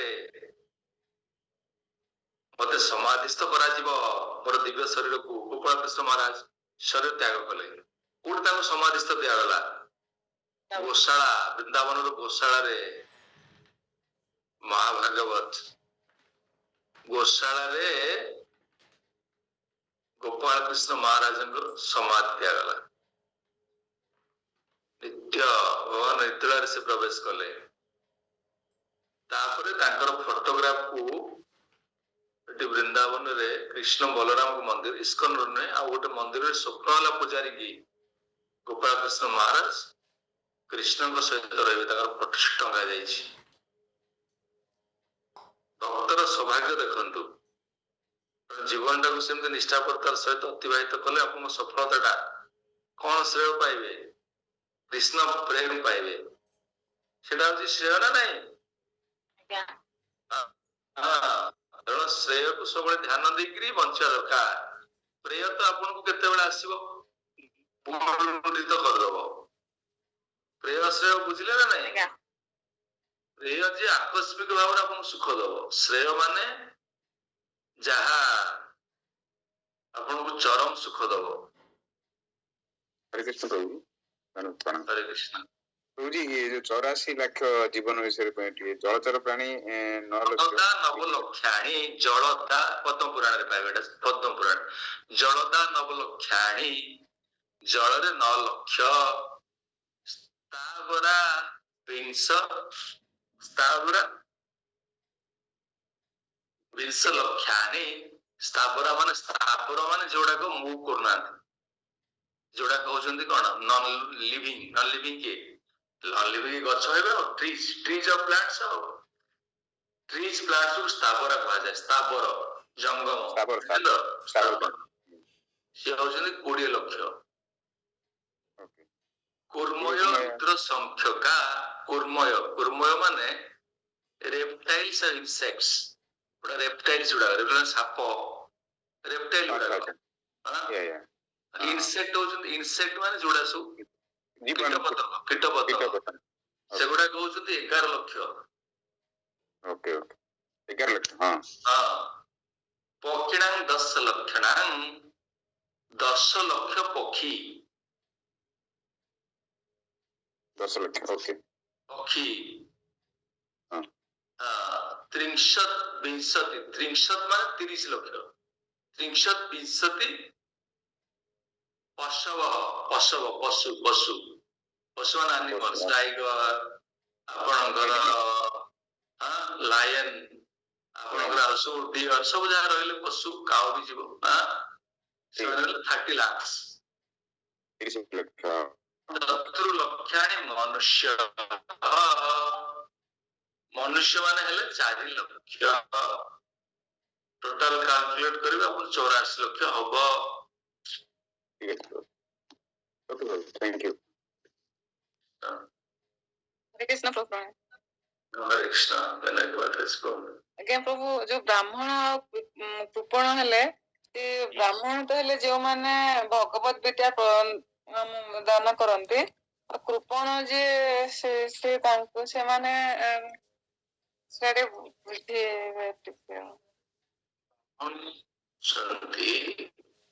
ଯୋଉମାନେ ଭଗବାନଙ୍କୁ, ଭଗବାନଙ୍କର ଅମୃତମୟ ଦିବ୍ୟ ବିଜ୍ଞାନକୁ ସମସ୍ତଙ୍କୁ ବିତରଣ କରନ୍ତି। ବ୍ରାହ୍ମଣ ସେମାନେ ଭଗବାନଙ୍କୁ ଭଗବାନଙ୍କୁ ସେବା କରିବେ, ସେମାନେ ଭଗବାନଙ୍କ କୃପା ପ୍ରାପ୍ତ ହେବେ, ଭଗବାନଙ୍କ କୃପାକୁ ସବୁଆଡେ ବିତରଣ କରିବେ। ଭଗବାନଙ୍କ ବିଷୟରେ ସମସ୍ତଙ୍କୁ ସେମାନେ ଜ୍ଞାନ ପ୍ରଦାନ କରିବେ। ସେମାନେ ହଉଛନ୍ତି ବ୍ରାହ୍ମଣ। କୃପଣ ମାନେ ଏକ୍ଜାକ୍ଟଲି ଅପୋଜିଟ, ମାନେ ଯୋଉମାନେ କିଛି କାହାକୁ ଦାନ କରିବେ ନାହିଁ। କୃପଣ ଗୋଟେ ନିଚ ସ୍ଥିତି। ଆମେ ଏଇଟା କୋଉ ଭର୍ଜରେ ପାଇଥିଲେ? ଏଠି ପାଇଥିଲେ ନାଇଁ, 2.7ରେ 2.7ରେ ଆମେ ପାଇଥିଲେ। ଆଚ୍ଛା, କାର୍ପଣ୍ୟ ଦୋଷ ଉପହତ ସ୍ୱଭାବ, କାର୍ପଣ୍ୟ ଦୋଷ ଉପହତ ସ୍ୱଭାବ ଏଠି ଆମେ ପାଇଥିଲେ। ପ୍ରଭୁପାଦ ମହାରାଜ ଲେଖିଛନ୍ତି ବ୍ରାହ୍ମଣ ଜୀବନର ସମସ୍ୟା ମାନଙ୍କର ସମାଧାନ ନିମିତ୍ତ ଏ ଶରୀରକୁ କିପରି ବ୍ୟବହାର କରିବାକୁ ହେବ। ହଁ, ଏଇ ଭାଷାରେ ଆପଣ ବୁଝନ୍ତୁ। ପ୍ରଭୁପାଦ ମହାରାଜ ରଖିଛନ୍ତି ଭାବାର୍ଥରେ, ଯେଉଁ ବ୍ୟକ୍ତି ଏକ ମାନବ ହିସାବରେ ଜୀବନର ସମସ୍ୟା ମାନଙ୍କର ସମାଧାନ କରିପାରେ ନାହିଁ ଏବଂ ଯେ ଆତ୍ମବିଜ୍ଞାନ ବା ଆତ୍ମାନୁଭୂତି ଲାଭ ନ କରିପାରି କୁକୁର ବିରାଡ଼ି ପରି ଏ ପୃଥିବୀକୁ ତ୍ୟାଗ କରେ, ସେ କୃପଣ ଅଟେ। ବୁଝିପାରିଲେ ତ? ବୁଝିପାରିଲେ ମାତାଜୀ? ଆଜ୍ଞା। ବ୍ରାହ୍ମଣ କିଏ? ଯୋଉମାନେ ଆତ୍ମାନୁଭୂତି ଲାଭ କରି ପରମ ସଫଳତା ପ୍ରାପ୍ତ ହୁଅନ୍ତି, ଗୋଲ ବୃନ୍ଦାବନ ଜୀବନର ପରମ ସ୍ୱାର୍ଥବତୀକୁ ଯୋଉମାନେ ପ୍ରାପ୍ତ ହୁଅନ୍ତି ସେମାନେ ବ୍ରାହ୍ମଣ। ଆଉ ଏ ପ୍ରକାର ଭାବ ଲେଖନ୍ତୁ ଆପଣ। ବୁଝିପାରିଲେ କି ନାଇଁ? ଏବେ ସେ ବ୍ରାହ୍ମଣ ବୁଝିପାରିଲେ। କୃପଣ ହେଲେ ଯୋଉମାନେ ଆତ୍ମାନୁଭୂତି ଲାଭ ନ କରିପାରି କୁକୁର ବିରାଡ଼ି ଭଳି ଜୀବନକୁ ତ୍ୟାଗ କରନ୍ତି। ଆଜ୍ଞା ଆଜ୍ଞା, ମାନେ ଆପଣ ଆତ୍ମାନୁଭୂତି ମାନେ ମୁଁ ହଉଛି ଆତ୍ମା, ଆତ୍ମାର ଧର୍ମ ହେଲା ଭଗବାନଙ୍କର ନିତ୍ୟ ସେବା। ଭଗବାନଙ୍କର ନିତ୍ୟ ସେବା ମାନେ ଭକ୍ତି। ଭକ୍ତି ମୋ ଜୀବନର ପରମ ଧର୍ମ। ଭକ୍ତି ଯାଚନ କରି ଭଗବାନଙ୍କୁ ପ୍ରାପ୍ତ ହେବି। ଗୋଲ ବୃନ୍ଦାବନରେ ମୋର ବାସସ୍ଥାନ ସ୍ଥିରୀକୃତ ହବ। ଏ ଜୀବନର ଶ୍ରେଷ୍ଠ ସଫଳତା। ଏକା କୁକୁର ବିରାଡ଼ି ଭଳି ମୃତ୍ୟୁ, ଆଉ ତାପରେ ମୃତ୍ୟୁ ନାହିଁ। ଆପଣ ମୃତ୍ୟୁକୁ ଜୟ କରିଦେଲେ, ଆପଣ ମୃତ୍ୟୁଞ୍ଜୟ ହେଇଗଲେ, ଜୟଜିତ ହେଇଗଲେ, ଜୀବନ ସଫଳ ହେଇଗଲା। ଆଉ ନଚେତ ଯଦି ଆତ୍ମାନୁଭୂତି ଜ୍ଞାନ ଆପଣ ପ୍ରାପ୍ତ ହେଲେନି, ଆପଣ କହିଲେ ମୁଁ ଶରୀର ଉପଭୋଗ କଲେ, ବିଭିନ୍ନ ଯୋନିରେ ଜନ୍ମ ହେଲେ, ଆଜି ମାନବ, କାଲି କୁକୁର, କୁକୁର ମୃତ୍ୟୁ ପରେ କାଲି ବାଘ, ବାଘ ପରେ ବିରାଡ଼ି, ବିରାଡ଼ି ପରେ ଗଛ, ଗଛ ପରେ ତାପରେ ତାପରେ ତାପରେ ସବୁ ଚାଲିଲା 84 ଲକ୍ଷ ଜୀବରେ। ସିଏ ହେଲା କୃପଣ। ବୁଝିପାରିଲେ ମୀନାକ୍ଷୀ ମାତାଜୀ? ଆଜ୍ଞା ଆଜ୍ଞା। ହଁ, ମୁଁ ଆଉ ପ୍ରକାର ଭାବରେ ବୁଝାଉଥିଲି, ସେ ବି ଅଛନ୍ତି। ପ୍ରଭୁପାଦ ମହାରାଜ ଏକ୍ଜାକ୍ଟଲି ପ୍ରକାର ଭାବରେ କହିଛନ୍ତି ବ୍ରାହ୍ମଣ କୃପଣ। ତାପରେ ଆମ ସମୟ ହେଇଗଲାଣି, ବନ୍ଦ କରିଦବା। ହରେ କୃଷ୍ଣ। ପ୍ରଭୁ, ଧର୍ମ ସମୂଳ ଚେତା ଶବ୍ଦର ଅର୍ଥ? ଧର୍ମ ସମୂଳ, ଧର୍ମ ମାନେ ଡ୍ୟୁଟି। ମୋର ରିଲିଜିୟସ୍ ପ୍ରିନ୍ସିପଲ କୁ ଡ୍ୟୁଟି କୁହାଯାଏ। ସମୂଢ, ମୂଢ ମାନେ bewildered, perplexed। ଚେତନାଟା ମୋର perplexed ହେଇଯାଇଛି। ଚେତନା ମୋର କନସିୟସନେସ ଟା perplexed ହେଇଯାଇଛି। କଣ ମୋର ଡ୍ୟୁଟି ମୁଁ ଜାଣିପାରୁନି। ବୁଝିପାରୁଛନ୍ତି ତ? ଧର୍ମ ସମୂଢ ଚେତା। ଧର୍ମ ମାନେ ମୁଁ କଣ ଡ୍ୟୁଟି କରିବା ଦରକାର, ମୋର ଚେତନାଟା ଏଭଳି ଭାବରେ କଳୁଷିତ ହେଇଯାଇଛି, ମୁଁ ଏତେ ବିଭ୍ରାନ୍ତ ହେଇଯାଇଛି ଯେ ମୋର ଡ୍ୟୁଟି, ମୋର ରିଲିଜିୟସ୍ ପ୍ରିନ୍ସିପଲ କଣ ମୁଁ ନିଷ୍ପତ୍ତି ନେଇପାରୁନି। ଆଉ କାର୍ପଣ୍ୟ ଦୋଷରେ ମୁଁ ଆକ୍ରାନ୍ତିତ ହେଇଛି। ଦୁଇଟା କଥା ସେ କହୁଛନ୍ତି। ସେଥିପାଇଁ ହେ ଭଗବାନ, ମୋ ପାଇଁ ଯାହା ଶ୍ରେୟ ଆପଣ ବ୍ୟକ୍ତ କରନ୍ତୁ।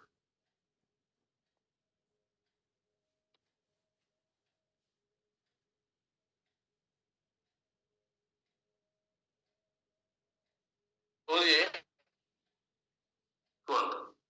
ହରେ କୃଷ୍ଣ ପ୍ରଭୁଜୀ।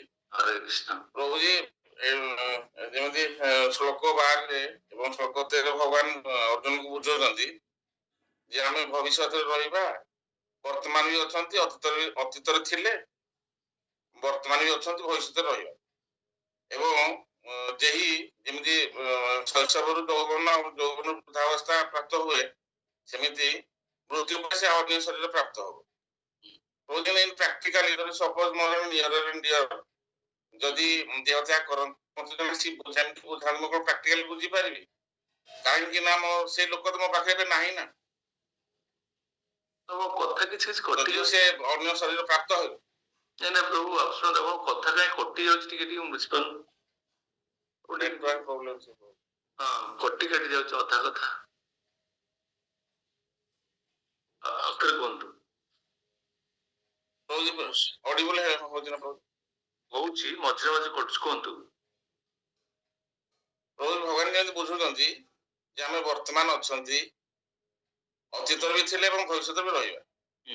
କିନ୍ତୁ ପ୍ରତ୍ୟେକ କୋଶ୍ଚିନ୍ ହଉଛି ଯଦି ପ୍ରାକ୍ଟିକାଲି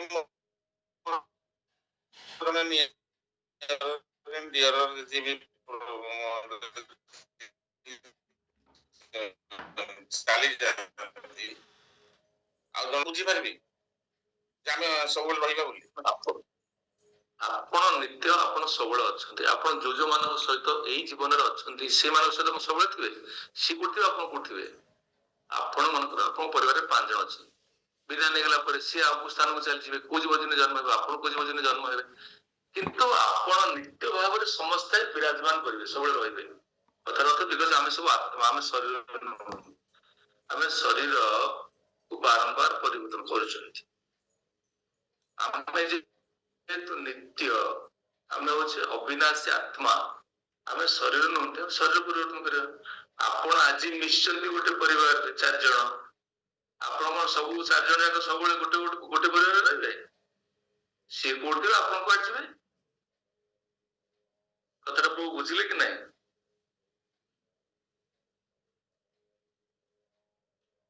ନା ଏଇ କଥା ଆପଣ ପଚାରୁଥିଲେ ତ, ନା ଆପଣ ପଚାରୁଥିଲେ? ମୋ ପ୍ରଶ୍ନ ଥିଲା ଠିକ ଅଛି, କିନ୍ତୁ ପ୍ରଶ୍ନ ଥିଲା ଯଦି ମୋ ପାଖେ ସେ ଲୋକ ତ ଏବେ ନାହିଁ ନା ପ୍ରଭୁଜୀ, ତ ମୋର ଦୁଃଖ କେମିତି ଲାଘବ ହେଇପାରିବ, ଯେ ତମେ ବୁଝିଦେଲେ କେମିତି ଦୁଃଖ କେମିତି ଲାଘବ ହେଇପାରିବ? ମୋ ପାଖରେ ସେ ଲୋକ ନାହିଁ। ଆଚ୍ଛା, ହଁ ହଁ ହଁ, ନାଇଁ ଏଇଟା ଶୁଣନ୍ତୁ, ଏଇଟା ଗୋଟେ ଗଭୀର ବିଜ୍ଞାନ, ବିଶେଷ ଜ୍ଞାନ। ଆମେ ସେଇ ସ୍ଥିତିକି ନ ଯିବା ପର୍ଯ୍ୟନ୍ତ ଆମେ ବୁଝିପାରିବାନି। ଅର୍ଜୁନ ଭଗବାନ କୃଷ୍ଣ ଅର୍ଜୁନକୁ ଯୋଉ କଥା କହୁଛନ୍ତି, ଆପଣ କହିଲେ ବି ଆପଣ ବର୍ତ୍ତମାନ ଆପଣଙ୍କର ଭାଇ ଜଣେ ଅପରାଧୀ, ସେ ତ ଆତ୍ମା, ଶରୀର ନା, ଆପଣ ତାକୁ ହତ୍ୟା କରିଦିଅନ୍ତୁ, ଆପଣ କରିବେ? କରିପାରି କଣ ଆପଣ ଦୁଃଖାଭିଭୂତ ହେବେନି? ଏ କଥା କହିବାର ଅର୍ଥ ହଉଛି ଯେ ସମ୍ୟକ୍ରମେ ଆମେ ବୁଝିବା ଯେ ଆମେ ଆତ୍ମା, ଆମେ ଶରୀର ନୁହନ୍ତି। ଯୋଉ ପ୍ରକାରର ଅର୍ଜୁନଙ୍କର ଯୋଉ ଅନୁଭବ ଆସିପାରୁନଥିଲା, ସେ ଶରୀର ହିସାବରେ କହୁଥିଲେ। କାହିଁକି ଦେଖନ୍ତୁ, ପିତାମହ ଭୀଷ୍ମ ଦ୍ରୋଣାଚାର୍ଯ୍ୟ ଏମାନେ ସବୁ ଥିଲେ, କିନ୍ତୁ ଏମାନେ ସବୁ ଅଧର୍ମ କରିଛନ୍ତି। ତାଙ୍କର ଶରୀର ତ୍ୟାଗ କରିବା ଦରକାର, ତାକୁ ହତ୍ୟା କରିବା ଦରକାର ଥିଲା, କାହିଁକିନା ସେମାନେ ସବୁ ଆଗ୍ରେସର୍ସ। ଆଉ ଯଦି ଅର୍ଜୁନ ତାଙ୍କୁ ବି ହତ୍ୟା ନ କରିବେ, ଭଗବାନ ତାଙ୍କୁ ହତ୍ୟା କରିଦେବେ, କରିବି ଦେଇଛନ୍ତି। ବିଶ୍ୱ ରୂପରେ ଅର୍ଜୁନ ଜାଣିବାକୁ ପାଇ ଭଗବାନ ସମସ୍ତେ ହତ୍ୟା କରିଦେଇଛନ୍ତି। ଅର୍ଜୁନଙ୍କ ପାଇଁ ପରୀକ୍ଷା ଥିଲା, ତୁମେ ଏଇ ଅନୁଭବରେ ପହଞ୍ଚ, ତୁମେ ଶରୀର ନୁହେଁ। ସେମାନେ ସମସ୍ତେ ଶରୀର ନୁହେଁ, ସବୁ ଆତ୍ମା। ତାଙ୍କର ହତ୍ୟା କଲେ ବି ତୁମେ ତାଙ୍କୁ ବାସ୍ତବରେ ହତ୍ୟା କରିପାରିବ ନାହିଁ, କାରଣ ଆତ୍ମାକୁ ଅସ୍ତ୍ର ବା ଶସ୍ତ୍ରରେ ହତ୍ୟା କରାଯାଇପାରିବ ନାହିଁ। ଏ କଥାର ଅର୍ଥଟା ଏଇ ପ୍ରକାରର, ତାକୁ ଆପଣ ଗଭୀର ଭାବରେ ବୁଝିବେ। କହିବାର ଅର୍ଥ ହଉଛି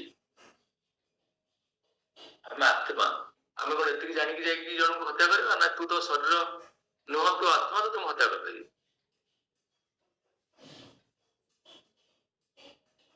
ତାହା ସମ୍ଭବପର ନୁହେଁ। ଏଇ ପ୍ରକାରର ଜ୍ଞାନ ଆମେ ପ୍ରାପ୍ତ ହବା ଯେ ଆମେ ଯେହେତୁ ଶରୀରର ଗୋଟେ ପରିଚୟରେ ବଞ୍ଚୁଛନ୍ତି, ଆମେ ଶରୀର ନା ଆତ୍ମା। और पंडिता समदर्शी विद्या विनय संपन्न ब्राह्मण गवी हस्तिनी सुनीच सुपाग चैव पंडित समदर्शी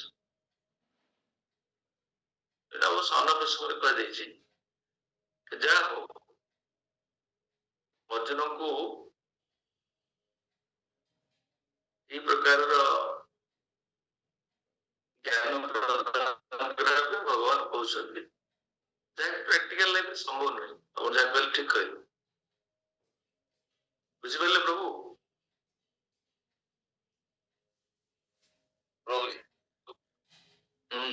ପ୍ରାକ୍ଟିକାଲ ଲାଇଫରେ ସମ୍ଭବ ନୁହେଁ।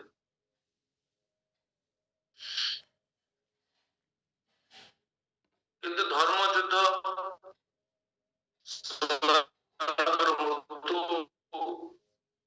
ଏକାନ୍ତ ଆବଶ୍ୟକ। ଭଗବାନଙ୍କର ବିଚାର ନହେଲେ ମୁଁ ମାରିଦେବି। ଆପଣଙ୍କ ପାଇଁ ଉପାୟ କୋଉଠି ରହିଲା?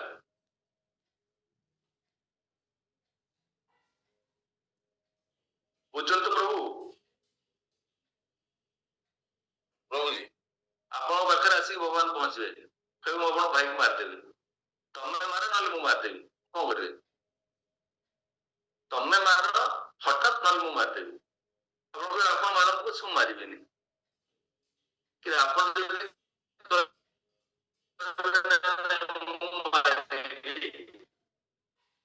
ତାହେଲେ ମତେ କଣ ଦାନ ଦେବେ ନା ତୁମ ଭାଇକି ବି ମୁଁ ଗୋଲ ବୃନ୍ଦାବନକୁ ନେଇଯିବି ତମ ସହିତ। ତାହେଲେ ଠିକ ଅଛି ମୁଁ ମାରିଦେବି। ତେଣୁ କୃଷ୍ଣ କହୁଛନ୍ତି ନା କଥାଟାକୁ ବିଭିନ୍ନ ପ୍ରକାର ବୁଝିବାକୁ ପଡିବ ପ୍ରାକ୍ଟିକାଲି। ତାହେଲେ କୃଷ୍ଣ ମାରିଦେବେ, ତମେ କଣ କରିପାରିବେ? ତ ସେ ମାରିଦେବେ। ଯଦି ମାରିବାର ତ ଅଛି ଯଦି ନାଇଁ ସେ କହିଲେ ଆପଣଙ୍କ ଭାଇକି ମୁଁ ମାରିଦେବି। ଆଉ ମୁଁ କହୁଛି ତମେ ମାର। ତମେ ମାରିଲେ ମୁଁ ତୁମକୁ ପରମ ସଫଳତା ଦେବି। ତମ ଭାଇକି ଗୋଲ ବୃନ୍ଦାବନ ନେଇଯିବି ତମ ସହିତ। ତମେ ଯଦି ବିଳମ୍ବ କରିବ ମୁଁ ମାରିଦେବି। ଆପଣ ଯଦି କଣ କରିବେ? ନିଜେ ମାରିବାକୁ ପଡିବ। ମାରିଦେଲେ ଭଲ, କାରଣ କୃଷ୍ଣ କହୁଛନ୍ତି। ସେଇ ପ୍ରକାରର ନିଷ୍ପତ୍ତି ନେବା ବହୁତ କଷ୍ଟ।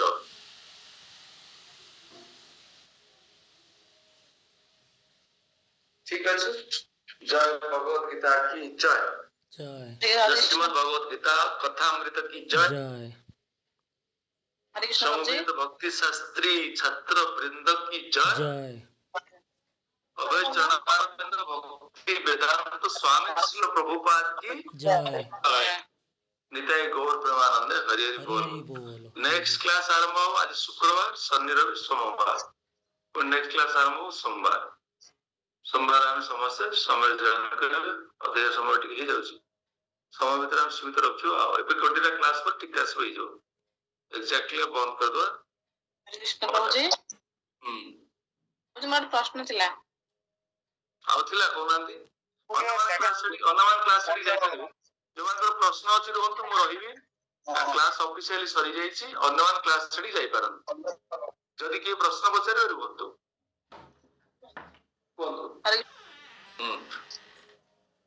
ଜଣେ ଭକ୍ତି କରୁଛି ପ୍ରଭୁ, ସେ ଯେତେ ଜୀବନରେ କାର୍ଯ୍ୟ ନ ହେଇ ପାରିଲା ତାକୁ ପୁଣି ଆଉ ଥରେ 84 ଲକ୍ଷ ନିଶ୍ଚୟ ଭାବରେ ଯଦି ଏ ଜୀବନରେ ଆପଣ ସଫଳ ନହେଲେ ନା ଆପଣ ଯୋଉ ଶୁଣନ୍ତୁ, ସ୍ୱଳ୍ପମ ଅପ୍ୟସ୍ୟ ଧର୍ମସ୍ୟ ତ୍ରାୟତ ମହତ୍ ଭୟ।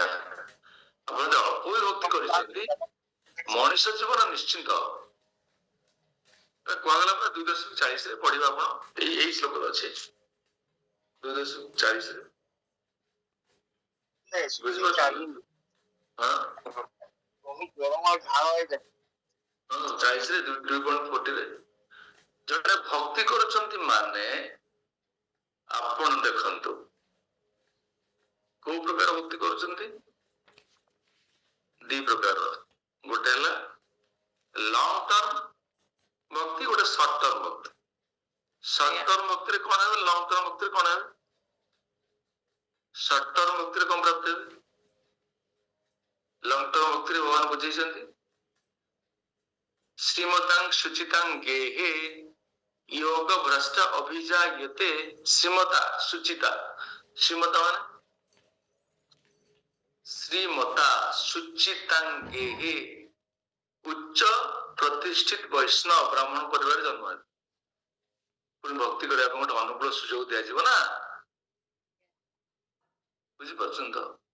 ଆଜ୍ଞା ଆଉ କିଏ କୋଉଠି ଜନ୍ମ ହେବେ ସର୍ଟ ଟର୍ମ ପ୍ରାକ୍ଟିସ କଲେ ସମ୍ଭ୍ରାନ୍ତ ପରିବାରରେ। ସମ୍ଭ୍ରାନ୍ତ ପରିବାରରେ ଅନନ୍ତ ଐଶ୍ୱର୍ଯ୍ୟ ଅଛି, ସୁଯୋଗ ଅଛି, ଭକ୍ତି କରିପାରିବେ। ଆଉ ଆପଣ ଦୁଃଖ କଷ୍ଟ ଏତେ ଆପଣ ସହ୍ୟ କରିବେନି। ତେଣୁ ଭକ୍ତି କରିବା ପାଇଁ ଅନୁକୂଳ ପରିବେଶ ଦିଆଯିବ ଆପଣଙ୍କୁ।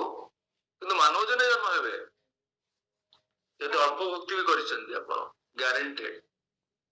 ଏଇ 2.40 ଉପରେ ନେହା ବିକ୍ରମ ନାସ୍ତି ପ୍ରତ୍ୟବାୟ ନ ବିଦ୍ୟତେ ସ୍ୱଳ୍ପମି ଅପ୍ୟସ୍ୟ ଧର୍ମସ୍ୟ ତ୍ରାୟତେ ମହତ ଭୟାତ।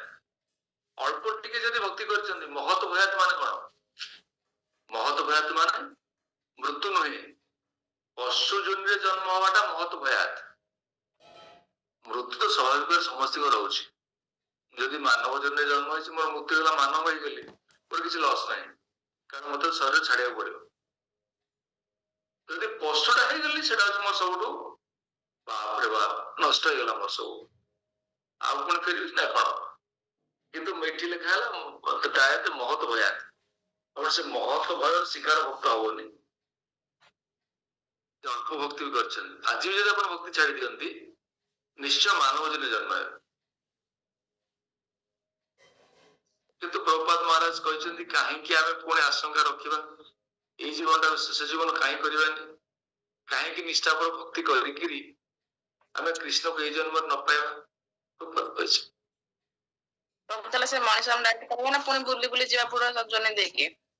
ବୁଲିବେ ଆପଣ ସେଇ ଯୋଉ ମଣିଷ ଭକ୍ତି କରିବା ପାଇଁ ଆପଣଙ୍କୁ ପୁରା ସୁଯୋଗ ଦିଆଗଲା। ଯଦି ଭକ୍ତି କରିବାକୁ ସୁଯୋଗ ଦିଆଗଲା, ଆପଣ ଭକ୍ତି କରିବେ, ଭଗବାନ ଆପଣଙ୍କୁ ପୁଣି ପୂର୍ବ ଅବସ୍ଥାକୁ ନେଇଯିବେ। ହେଲା, ପୁଣି ପ୍ରଶ୍ନ, ସେ ଯୋଉ ଯେତେବେଳେ ସୁଯୋଗ ପାଇଛି ଭକ୍ତି କଲିନି, ସବୁ କଲି, କିନ୍ତୁ ଆପଣଙ୍କୁ ବାରମ୍ବାର ହିଁ ମଣିଷ ଜନ୍ମରେ ଜନ୍ମ ଦିଆଯିବ। ଭକ୍ତି ଆପଣଙ୍କ ସହିତ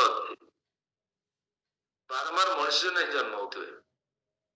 ସେ ପରେ ପୁଣି ସଫଳ ହେଇପାରିଲେନି, ପୁଣି ଗୋଟେ ମଣିଷ ଜନ୍ମ ଦିଆଯିବ। କଣ୍ଟିନ୍ୟୁସଲି ଆପଣ ସେଇ ଫର୍ମରେ ବହୁତ ଦିନ ରହିବେ। ଆଉ ନିଶ୍ଚିତର ଜିନିଷ ଯିବେନି ଆଉ।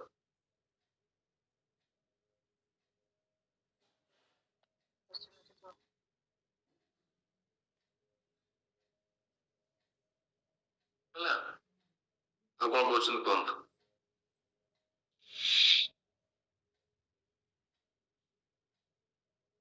ଠିକ ଅଛି ତାହେଲେ। ଜୟ ଶ୍ରୀ ପ୍ରଭୁପାଦ କି ଜୟ, ସମ୍ବେଦ ଭକ୍ତବୃନ୍ଦ କି ଜୟ। ଜୟ